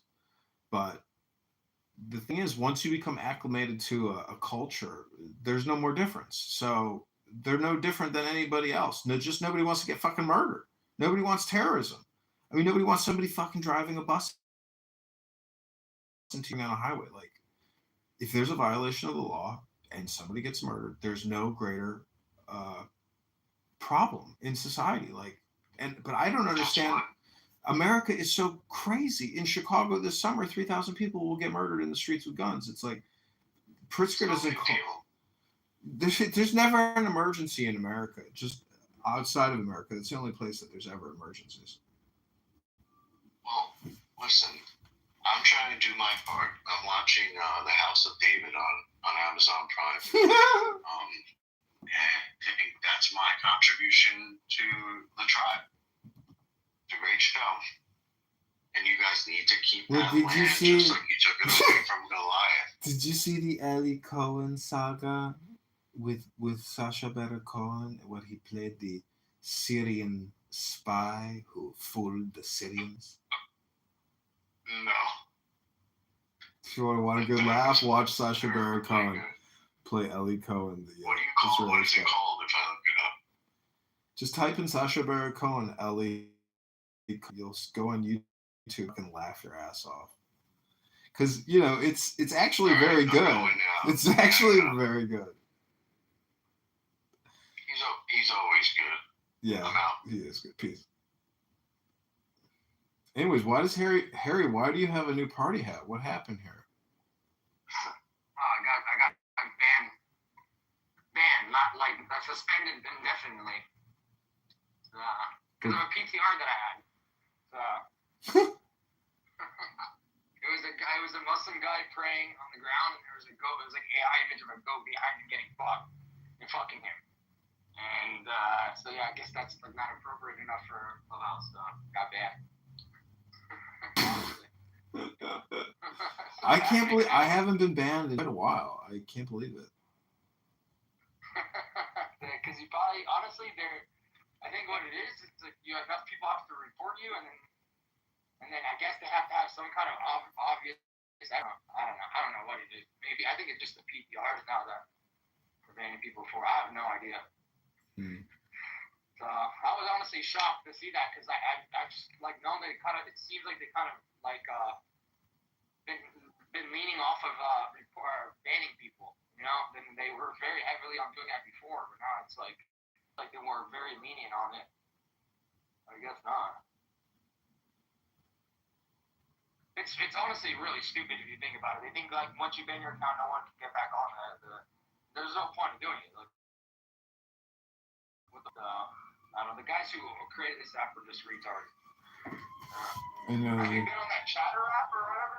No, hell no. From Nelson? What's the point? It's just one more waste of time. Yeah, I don't know. I mean, anyways, it's fine. I tried to download it just to see. I never wanted to. And then when I downloaded it, it says, ask all your information. I put all this fake information, like your name, your birthday, everything, your email. And then you get to the final page, it says, well, sorry, right now we're only doing invites, so we'll send you an invite spot open pretty much. And it's like, if you want, maybe you can reach out to us and we can see if we can get you a spot. And it gives you like their Instagram or whatever, their Twitter or whatever. So I'm like, what the fuck? They make you give all your information. They probably sell your data to make money to fucking open that, to keep the app running. So then you need an invite. I think they use it as like a way to qualify people to like see how much they can scam them or if they're a potential victim for their investment scam, It's like a very high filtration app, It's like, we'll call you, don't call us. That's basically it's a filter app in a way, but they must put a lot of money into it if it really even works. I mean, I don't even know a couple people who say they use it. The funny part of all that shit is that guy Jonathan, like his friend who I guess is doing it with him, did all the rooms with him. He opens a room here on Clubhouse, I know. And then they stream the room from Chatter to here. It's like, what the fuck? But you're recording it. Like, how are you going to build your numbers and shit? You're only making the invitation only. That makes absolutely no sense. It's like it's a place for Nelson to go and talk and not being able to be the king, right? So no one can moderate him. No one can do shit. He can run his own app and be on his own app at the same time. About whatever he wants to talk about. So it's just a power move, I would say. And he brought his whole audience with him, and now he realized like, if I can't bring the whole audience with me, we'll just advertise it on fucking Clubhouse and Twitter and shit. On Twitter too. So. Yeah, but I mean, it's just all stupid conversation. It's mostly all just gossip and fucking jibber jabber. It's stupid. It's content. I guess it is content, but I mean, you know, it is what it is. It's a small audience, really. Yeah, in the long run, it's a very small audience. Grant Cardone is like People their. on TikTok was way bigger. Grant Cardone is like. Oh yeah, he's like their. Yeah. He's the guy who brings everybody. Yeah, he is their authority. Or their credibility in a way. He's the only like real notable notoriety kind of person, and his, you know, it is what it is. I mean, honestly, I didn't even know who the fuck he was until I was on Clubhouse. I never heard of his name in my life before until I went on Clubhouse, and then all of a sudden I started seeing like ads everywhere on fucking Facebook and everything about Grant Cardone's book, and he had all these videos of him selling shit and like selling his promotions on how to make money or whatever, you know. All this shit, it was like everywhere at one point. Yeah. You know, on Twitter, on fucking, it was everywhere. I don't know what he did. I don't know what it was, but I didn't know who the fuck that guy was before Clubhouse. So, no idea.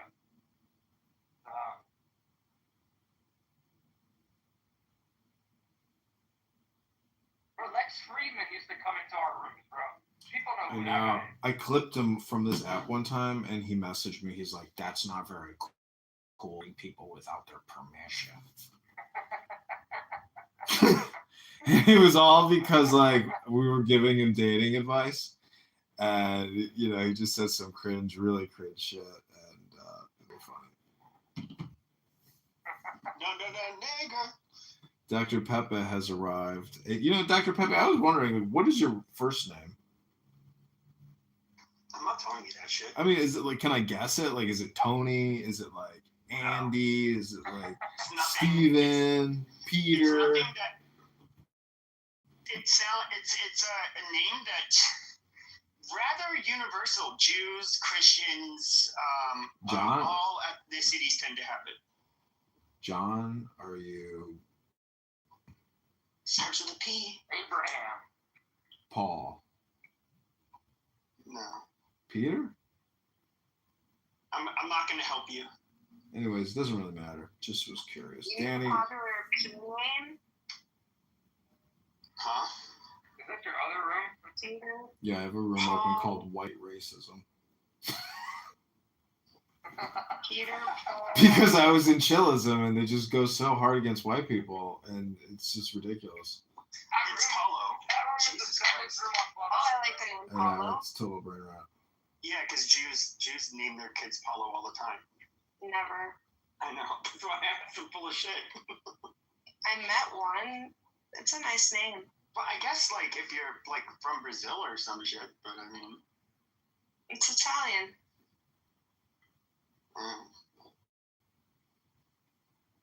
It does start with the P, but you know, very basic first That name. was hilarious, bro. That Talia girl takes her job so seriously. It's like, do they really have lives? These people, every day they're opening this room, and it's like, okay, guys, you're next in the order, then you're next, and then you're next. And please don't talk over this person, and you know what? You can go at it. And they put all these rules in. Like, I'm bored. I want to troll people. Really bored with their life. They put so much time into it that, like, when you type in Chillism Clubhouse, all you see is my videos, and they're just all damning videos, and you're like, I can't believe these people will spend this much time every day, and it's really basically people essentially trying to demonstrate their command of the English language. They would be so much better off just reading the dictionary into the room, because, and the funniest thing is when they try to use technical terms, not even technical terms, but just words like steelman that argument. They don't know what it means. Yeah. It's the whole thing is like kids kind of trying to like play the debate game, and you're like, this is very funny. It's, I don't know. I stopped going in there months ago, dude. Like, I couldn't. They kicked me. You have like Louis. You have all of the belligerent, low IQ, black retards, and then white retards. It's a nice swirl of both, and they love to argue, and even like old guy Dave or whatever, I forget, Cool Dad Dave, I forget, he's a nice guy. Well, I love that they kick me. Like, I don't even say anything. I'm in the audience and they kick all my accounts. And to me, that's like a big compliment. That means that, like, I'm in somebody's head and they're actively scanning the audience and they see my kick them. Like, that's the way somebody actually feels. And, you know, to me, that's like a big, like, compliment because I've, like, psyoped them. Because the whole thing is chillism. It's really not about being chill. It's actually about, like, reverse racism, steam boosting and virtue signaling and every other crazy. Are they like reverse racist now? Because they used to tolerate me a lot. Well, not like huge quantities of white racism, but I'm just saying that it's the same. It's an entertainment room, and like you're just to me, it's just terrible entertainment because you're like listening to really low intelligent people debate words. It's the same show every single room. I mean, have you been in Lou Fax rooms before? Yeah. Like, I'll go in there. I don't even know why. I actually, like, I've questioned myself so many times, like, why am I here with these fucking retards? But, you know. I mean, it's. But the thing is, I record, and it's like I don't know how anybody can listen to things without recording it, because I'm like, I wouldn't dare waste my fucking. I wouldn't dare waste my brain listening to something knowing that I wouldn't listen to it unless I was recording it. Like, you know how this app does the preview now? It's like I want to turn the volume down because I don't even want to hear, you know, most of these rooms. how do you do that? I turn the volume down now because I have Android. I don't want to listen to all these Diego? rooms. No, this is It's only on the 8th Android. This is Harry Balsack. What room are you? What room are these faggots in? I can't see anything. I'm in Coexistence ODB Start Step B with Harry Balsack. Where is it? I'm looking. Yeah, I didn't know you had preview yet. Diego kicked me out of his room today. What do you think about the new Pope? You're Catholic, right, Pepe? Yeah. What do you think about him? I don't know. I'm hearing mixed opinions. Some people are saying he's like too woke or some stupid shit, but the reality is, like, you think you're gonna get a fucking pope that's gonna be like anti-immigration and all of that shit? Like, it's not gonna happen. That's just like you're not caring about the plight of all of mankind, especially fellow Catholics. That's always going to be a thing. I'm sorry, they're not going to be like Nazis. It's just not going to happen. But I don't know, people are retarded. He doesn't seem like, he seems kind of moderate, if anything.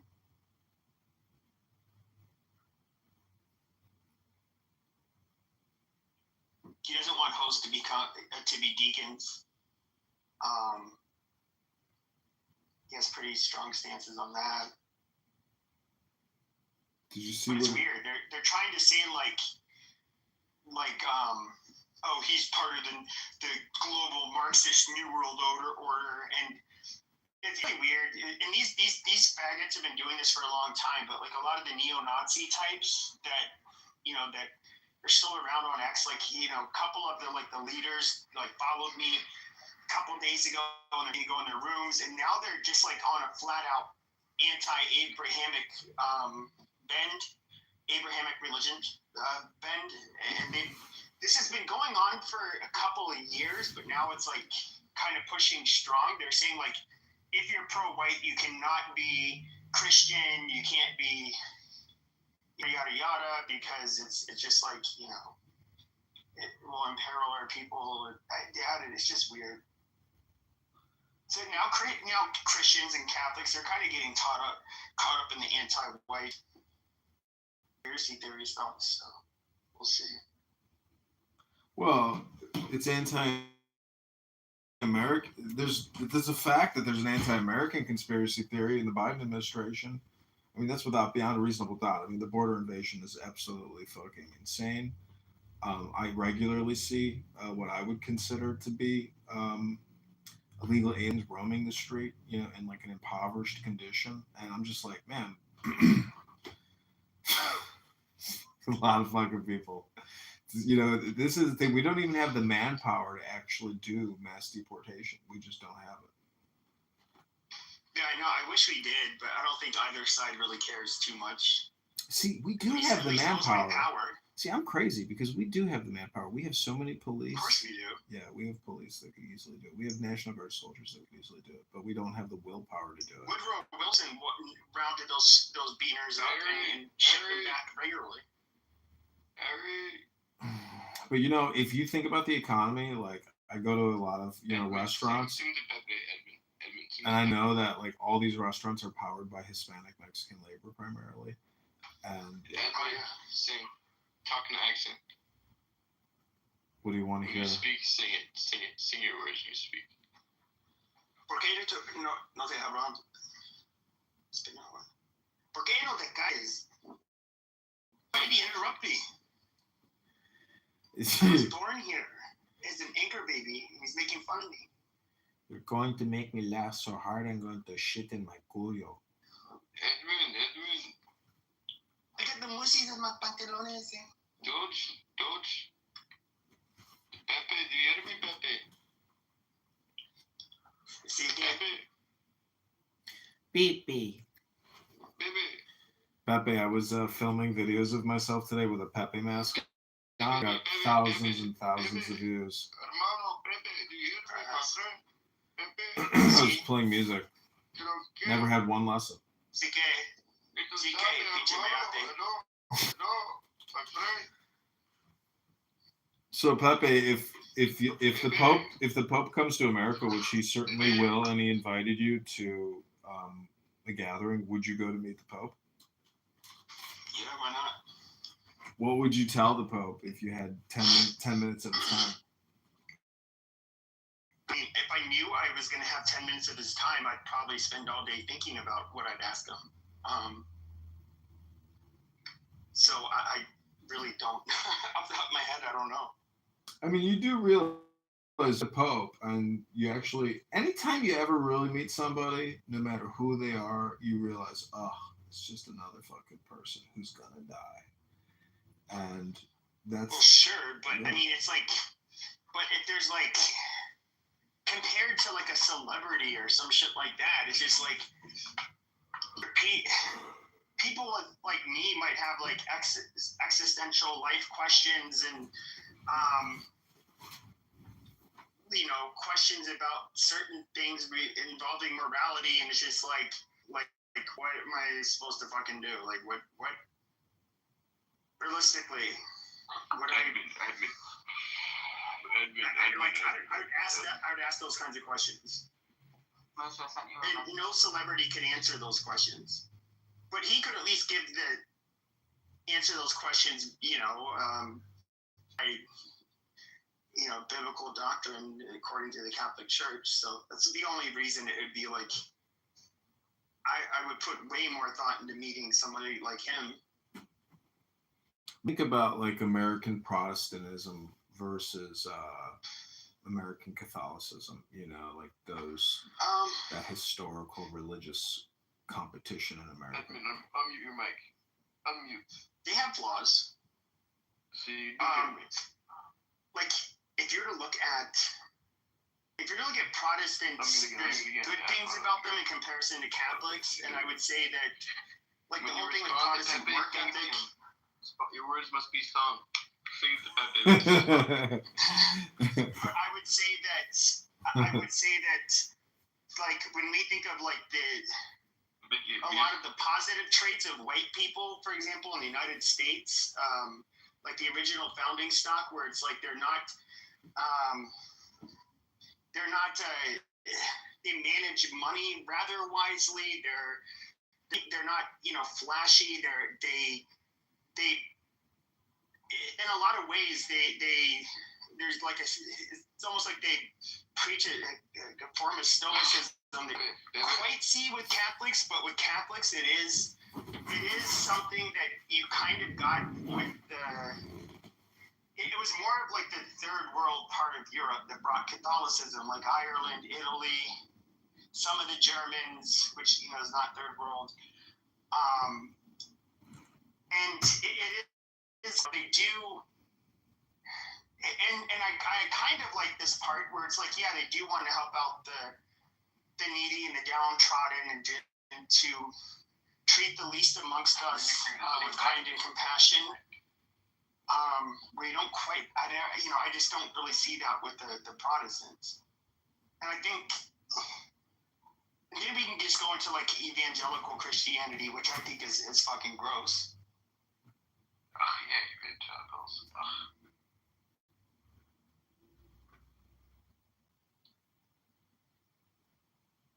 Yeah, but I mean, evangelicals are just Protestants. Damn, you're not seeing anything, bro? What the hell?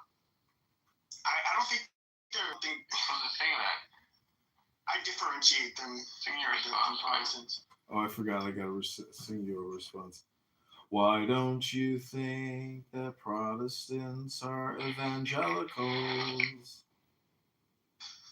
I mean, aren't evangelicals actually the American last century? Pepe, the idea of to evangelize, the evangelic means pertaining to it, all means a condition pertaining to. So to, like, evangelizing. It doesn't mean that, like, when you evangelize the word of the Lord, you're immediately a Protestant. But if you're evangelic, like you're literally just describing, a condition pertaining to evangelizing. He's the Imam Mahdi. Please. Yeah, see, Doc, you are the Imam Mahdi. Will like read the Bible and then translate it as they see fit. They will. Dude, I have my concordance. Do you want me to break it out? I don't know. I mean, like when you look at the Schofield Bible, it's like it's a bunch of faggotry and bullshit. I don't know. I just the thing is though is that I could read the Torah. I could read. I mean, I'm probably nobody really reads the Talmud, but I could do this shit. However, like just like if I read the Quran, I would be if I was just to try to interpret everything, and especially as I would see as being the literal words, I would never be considered an expert in Islam. The same would go in Judaism. The same goes in Christianity. And I think evangelicals, that's where they like really fuck You up. are the Imam Mahdi.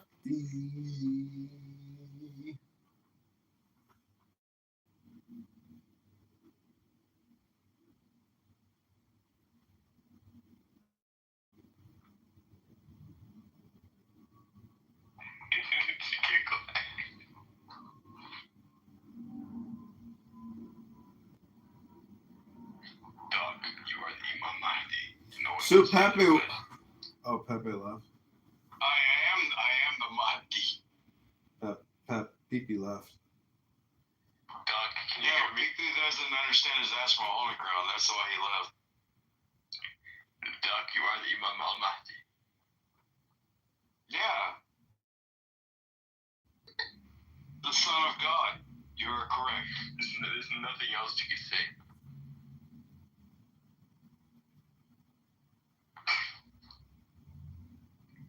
You are the Imam al-Mahdi. Yeah. That's like saying, you're the rabbi gangster. You're the 12th Imam, the hidden Imam. Do I need to come give your mom a hug? Why do you keep talking about your mom? You come from Ali. This guy's autistic. No, I'm Yiddish. Autistic. He's a Yiddish. He did not come back like, no, I'm Yiddish. Oh, Jesus. I need to roll me a blunt on that one. This ninja has no idea. Mm-hmm. How goes the campaign? It goes. We wage war. Doc. The Jews.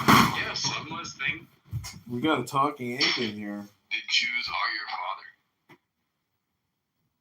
Well, I mean, my great-great-grandfather was Ibrahim Rothschild, so you're probably not wrong. We are your ancestors. Who? Like an owl. The Jew is your ancestor. Yeah. So are a lot of other people. Am I supposed to pick from one of them, or do I get to keep all of them because all of them made me? Well, I think I might have a little bit of Corsican in me because I can grow a mean beard. Somali pirate. Well, I mean, I'm not a fucking cornbread Ethiopian that had to run out of fucking Ethiopia because they fucked their cousin and became a Somali. Those damn Somalis. Bro, you sound like you're a Sudanese and you want to fight like I'm Southern Sudanese. You want to fight about it? I don't like the North Sudanese, man. I like the South Sudanese, the Dinka tribe, man. Bro, you don't want no smoke. He's scared.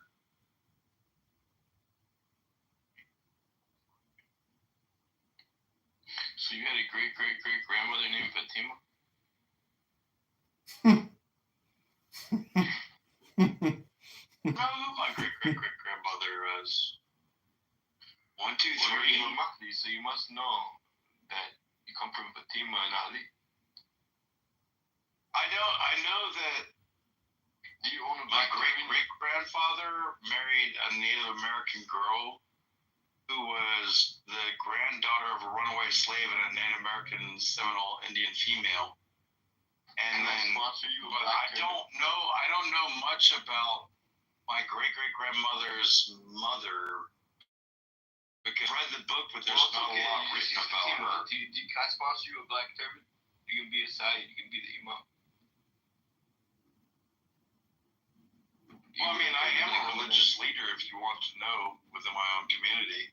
I mean, I could be an imam, I could be a sheikh, I could be a muqad. You know, in your religion, I would be all three of those at the same time, like the Holy Trinity of, you don't know what the fuck you're talking about. Can you be a prime minister? Well, I mean, when we make Canada the 51st state, yes. Well, it could be the 50 states of Yiddish. Why are you stuttering? I'm thinking. I think maybe 50 states of Israel, the United States of Israel, would be very nice. You get up Gaza, Jordan, Lebanon, Syria, be the states of Israel. We can See, I mean, you don't understand American politics because you're not American. You sound stupid when you talk about your version of our geopolitics. Excuse me? Did I stutter like Charlie Brown's teacher? Did I stutter? The only one stuttering here, buddy, is you. Ooh. Bro, I'm gonna bury you in the Great Pumpkin Patch. Oh, I dare you. I dare you. Ooh.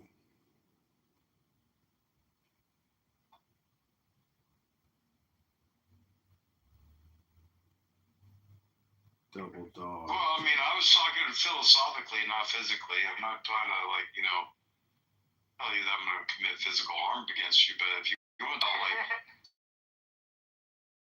those other levels, like, please come at me. Dude, but you sound like a bitch the way you talk. I mean, you're talking to a man that's been there, done that, got the t-shirt, 3 college degrees. I understand it's like 98% of everything out there. Mister, if you can teach me the 2%, I'd love to have you teach me the 2%. But if you want to question my 98% of what I know, I will tell you you're a bitch that needs their ass whooped. Do you know who you're talking to?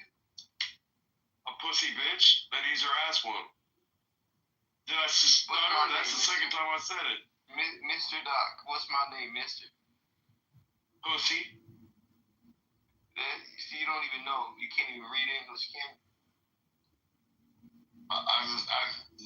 Inshallah. What do you think my race is, Mister? Not American. This is so stupid. You think I am, Mister? Oh my gosh, I can't take it anymore. Bro, if he's really American, that's the sad part. Well, figure out what's talking about you. Oh, okay, my bad. Listen, try to miss it. Funny with money, or you got me mistaken, honey. I didn't want to rape you. I just want the papers. The visa, the picture. I like the papers. Who the hell aren't you? Sit down. That guy was obviously egging her on in the video. That was very clear to see. But I don't understand. Why are you not defending yourself right now? You're in a hurry. You could like Jewish. Randy, what's up with that PTR? Is that Diego? Does this mean you think I don't defend myself? He got fat, dude. Jesus. Yo, Robert, man, what happened? You must really be depressed. You got huge. But at least it looks like the dandruff problem went away. But damn, did you put on 120 pounds? YouTube link in the chat. My friend wants to watch it on YouTube. Actually, never mind. That guy's hair is thicker than yours. Yours is thin out. Al and Nora. Anyone can egg on a woman and get a rise out of her. I told Al that I hit my girlfriend and she got like livid. I could have played that up and got her a rise out of her. It's easy. Rise out of me? Dude, I just wish that your girlfriend was my sister, so I could come over and like stick a knife in your throat. Your girlfriend twice. How do you not I would love to put Al. I don't condone any violence. Okay, then. Get out of violence. It's one of my favorite things to do. God Really? taught me about it. The God of War? I don't think boyfriends should hit their girlfriends. Yeah, it's just God. I think you're lying about what you condone and what you don't condone. For example, I'm very honest. Are you telling me that God didn't tell that, like, you know, his army go there and kill those people and then get all the gold and bring it back? And don't keep any of it for yourself. But then there was that one dumb fuck that buried the 2 pieces of gold underneath his tent and got like crucified. Bitch, please, got me fucked up like I gotta know what the fucking Bible every happened. single day of peace. Fucking faggots. We're talking about domestic violence. I do condone domestic Wait, violence. y'all faggot ass trick mouth needs to shut the fuck up. You sound like a pussy bitch. So is Robbie What's up, man? a Palestinian or Israel? No,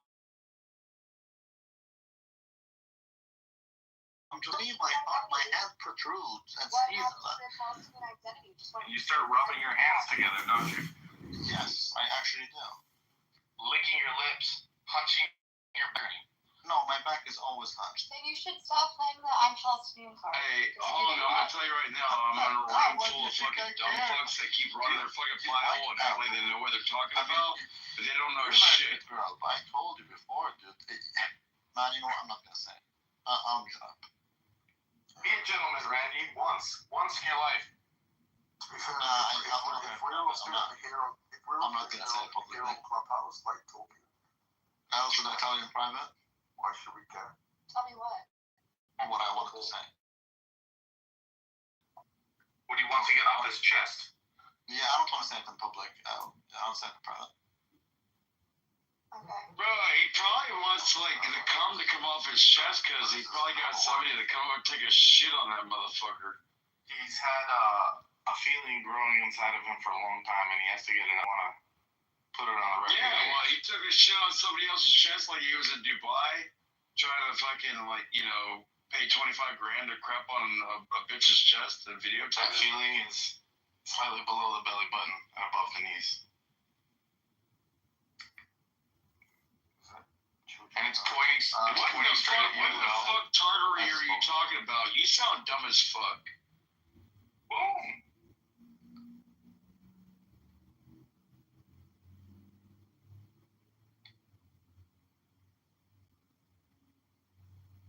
Really? And I'm the one drinking beer. Why can't we all get along? No, please make it make sense when I'm drinking beer and I'm still smarter than you. Exactly.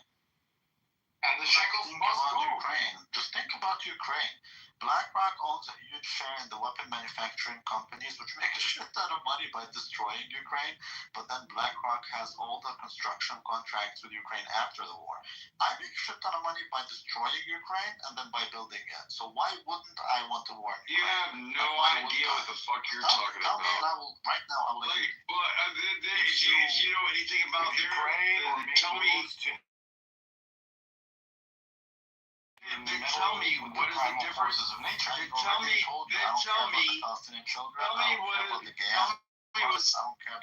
talking over me. You hear me ask the question. I said ask me. I said I'm upset. I'm a dude. You're not letting me talk because you're not being very smart. I'm asking you. I'm asking you.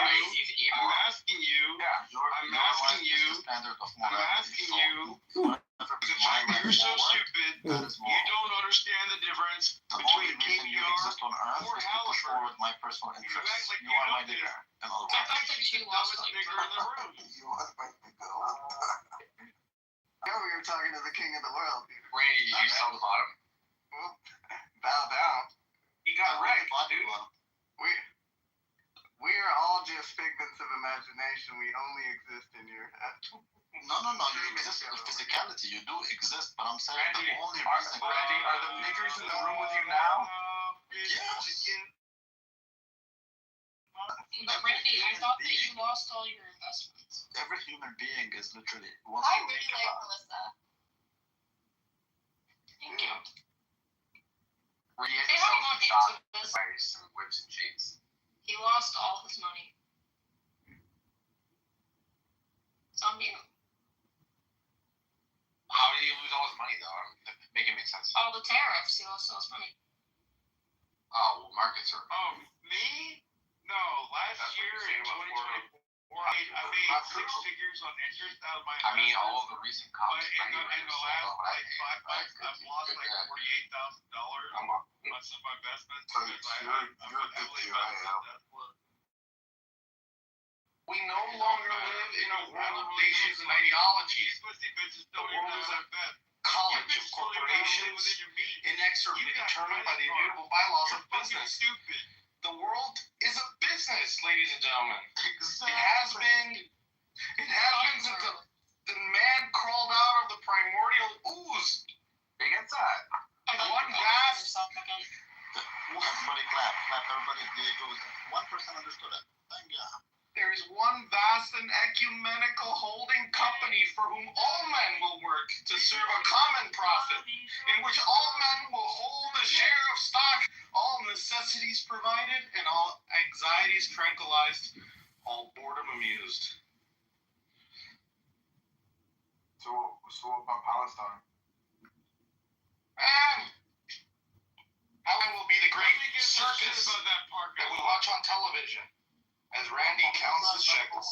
That's crazy. Just think about it. As someone who is not really, and would you be involved in any way that doesn't add to your investment portfolio? Like, are you guys dumb? Why do you listen to Wait a second, Randy, this is something you don't understand. Noel was trying to be Shiloh. It just didn't work out. But that was the end. Yeah, because sometimes the best is not good enough. But like, that's fine. You learn and you grow.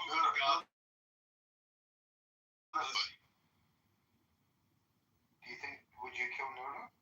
No, but Noura is Palestinian. I would tell her, Noura, fuck your children. Elle is Israeli. I would tell her, Elle, fuck your hostages. Jesus. I don't believe you really think that. Dude, please test my face. Deep down, he cries himself at night, but let's not talk about that. Deep down, I laugh my ass off because you guys are wasting your time on Cockhouse talking about shit that don't add anything to your life. Nigga, I'm doing my CFA. I don't care about you motherfuckers. I'll go back. John, do you agree with that? Are we wasting your time? Yeah, 100%. I've been learning, like, Ramon Shalom is something I know from, it don't feel like we're wasting our time. Brilliant that taught me that I'm the master of my own universe. Oh, well, I had a total discussion with Lou about this. She can't talk anymore because of what she did. So you guys can't waste your I'm time. with my friend. You guys are unable to waste your time. Diego. It feels like performance art, Randy. Don't tell me because for you to waste your time, by definition, that means that there's a better use for it. And you guys, you're all losers. You're all cows wasting your damn time. I'm just telling you, like We're wasting your time. no, you can't even waste your time. That's why we're here. If There's you no better weren't here, alternative. you wouldn't come on here. So we're here.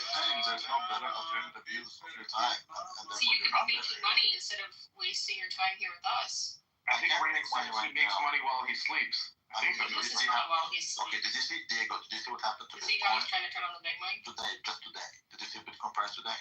Yeah, that's because of the Pope. He's getting some trick. You know, we made a shit ton of money today. Nigga. Why did you think I'm so happy? That's because they elected a Pope.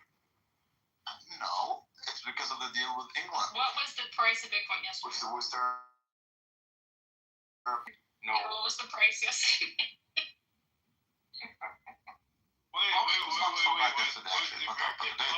Amazing. All like the sexual crimes. You had your money in Nvidia. It's being joined up to fucking. I made the shit ton with Nvidia. I bought it at 182 recently when it dipped with the Liberation Day. Right, we went to 465. Motherfucker, now it's back to 514, is it? Amazing. What was it from December you guys wasted 31st all you do is until last week? I'm Jew. I'm more Jewish than the Jews. At least I make money. Holy fuck. Yeah, sure. You lose money. You were Diego. Refresh your Actually, memory. the Jews make me money. Was Little Rabbi done complaining to us about how much money he lost? No more than 2 That's true, actually. Yeah, I do remember that. No, the American Liberation Here's Anne. Let's see how she can contribute to this. Anne's my favorite coastline. And am I wrong when I say that yesterday there was no Pope, today there is, and also the price of Bitcoin went up, and clearly there's a correlation. Yeah, who's the cutie in your picture? Oh, that's her cuck boyfriend. You guys look cute together. But he's He's been on Clubhouse, right?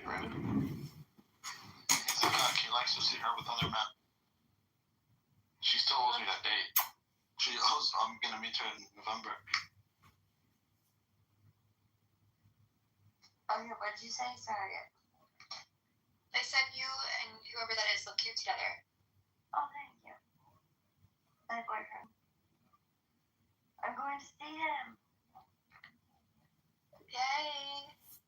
Dang, priorities, and you still have, like, stuff that you have on your docket. You can't just go on vacation.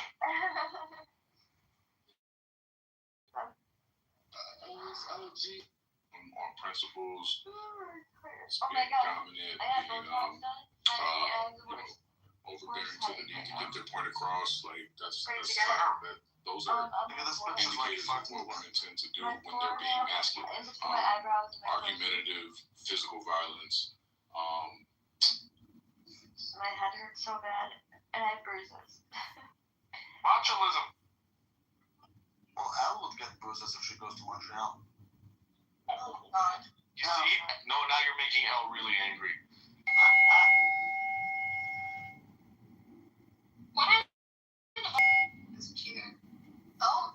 You would get a lot of bruises, Boba. She must have left. What day is it? Thursday? I think he told us Sunday to Thursday. He's back to harassing other people. No, actually she's on the phone. Well, tell her hi. That's why I'm here. Tell her we want to talk to her. What do you think of the top deal? Why would I let you talk to her, nigga? It's clearly the reason why Bitcoin went up, man. Don't you think? Talked to her before. I don't do Bitcoin. Talk to her. We literally talked to her. You would ask her questions and answer from us. Yeah, but she's literally on the phone. I'm not even supposed to come on here because she's on the phone. Get off with us. Go talk to her. I'd be pissed. She's on the phone, nigga. Do you comprendo? Like on the phone? Oh, like on the phone with somebody else. So. No shit, sure. Not, nigga. See, can you go to the chat between us, Al, and can you read not the last thing? Can you read what I sent you again? On the phone could mean several things. Okay, but can you read what I sent you again? But okay. What is on the phone? Boo Boo, can you read it again? Like on the phone with them. But Boo Boo, can you read it again, please? No, I'm not reading it again. But read it again between you and yourself, please. Just read it again. I don't need to. I remember. Yes, you do need. Okay, reiterate it. What? Reiterate it then. What? Exactly. So just go ahead and read it again, Boo Boo. Oh, reiterate. How about you just close your eyes and just read it, and close your eyes and just keep repeating it, or repeat between you and yourself 10 times. Repeat it 10 times, nigga, until you understand it. Just stop. Share.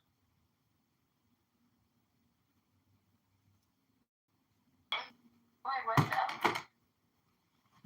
So I'm gonna take a long pass to say she didn't enjoy me. I was kind of weird. I wasn't listening to what happened. Just. Nah, that's not it. Who's a weirdo? I wasn't harassing her. What do you think I was harassing her? What? Because that's what you do. No. Why do you think I've been kicking you? I don't care. I want to be kicked. I literally told you, kick me. And you got what you asked for.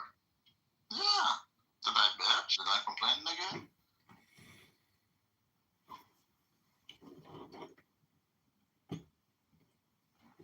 Randy drives people away. Can I play you guys something? I think it identifies Randy perfectly. Well, you're gonna do it anyway. Yes.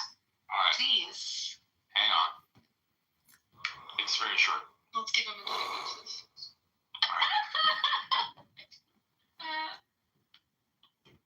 That was a cocky laugh on my part. Hang on. There we go. Tell me if you can hear it first. Miss being young. Can you hear that? Yeah. Alright, here we go. I miss being young. Your 20s are great.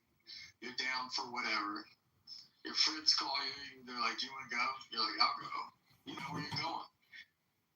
You're like, "I'll move, dude. I'll set my apartment on fire." What do you want to do?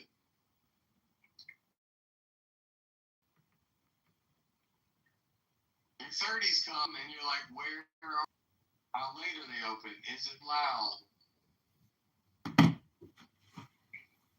I'm gonna drive separate." The fuck are we listening to? Randy! The putative computability of what is not God have any effect on that objective? So, I mean, if we think about the problem with the one and the many, I mean, you can make the same objection that you're making right now. Like, we can just say that, I mean, if, for example, in the number 3, if the 3 is a unity, and, you know, there's a number 1 and 2 that preceded, and, you know, the relationship between 3 and other numbers, there's all this thing, like, how is it the case that, I guess then also explain or needed to explain the 3 and, you know, try to make this. I mean, we can make that. I just accept that. Yeah, and I would say that the same way that we see the one and the many in all of creation, we see it in our minds, we see it in our thoughts, we see it in every object and literally everything that we can ever possibly think of. And I don't know, we see some of that in the Trinity. Any real distinctions in metaphysics? Because I mean, I would just affirm real distinctions in terms of, you know, the absolute divine simplicity. I mean, we can say the same thing. I mean, we can say that God is one in many, and the oneness, I guess, will be something that the manyness will never be able to fully, I guess, encapsulate. So I don't have a.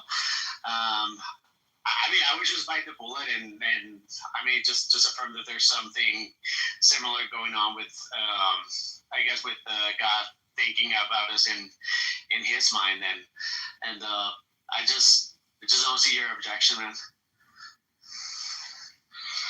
I feel like you're familiar with the objection you're making against me, so much so that the way you're putting it is too smart for me. I don't. You're gonna have to explain it like you're talking to a 5-year-old. I don't understand how the problem of universals is featuring as like a like here's what I take you to be saying in general. It sounds like what you're saying in general is, hey Jimmy, if we accepted your reductio via the PSR against idealism, then we would have to accept it against other Christian essentials. But since we're already committed to those, we shouldn't buy your against idealism. That's what I take to be like what you're trying to say. Is that fair? I guess in part, but I guess I'm still thinking about like how your objection on the not on universals and particulars. I was talking about one in manyness in the number 3 and how it is a unity and that unity can be broken infinitely into, let's say, the relations of 1, 2, and 3, and I guess all the possible divisions with it. But I'm saying, like, dimension wise, there's up and down, left and right, straight and back, and then that's dimension. That's 3 dimensions. Like, I don't know what you had the past experience, but you more, you say for me, that's what I'm saying. You must. No, this is the thing, and this is why it's a really fish on another planet that is a water planet, right? That like you're sitting here thinking like my existence is this, therefore the other. Like, oh, I have to travel through dimensional space like in a way like I'm here, I'm gonna go there, I'm gonna go there. I can only travel the speed of light if I'm not matter. It sounds like religion beings. Well, the other thing, Day, is real space. The real third dimension is non-Euclidean.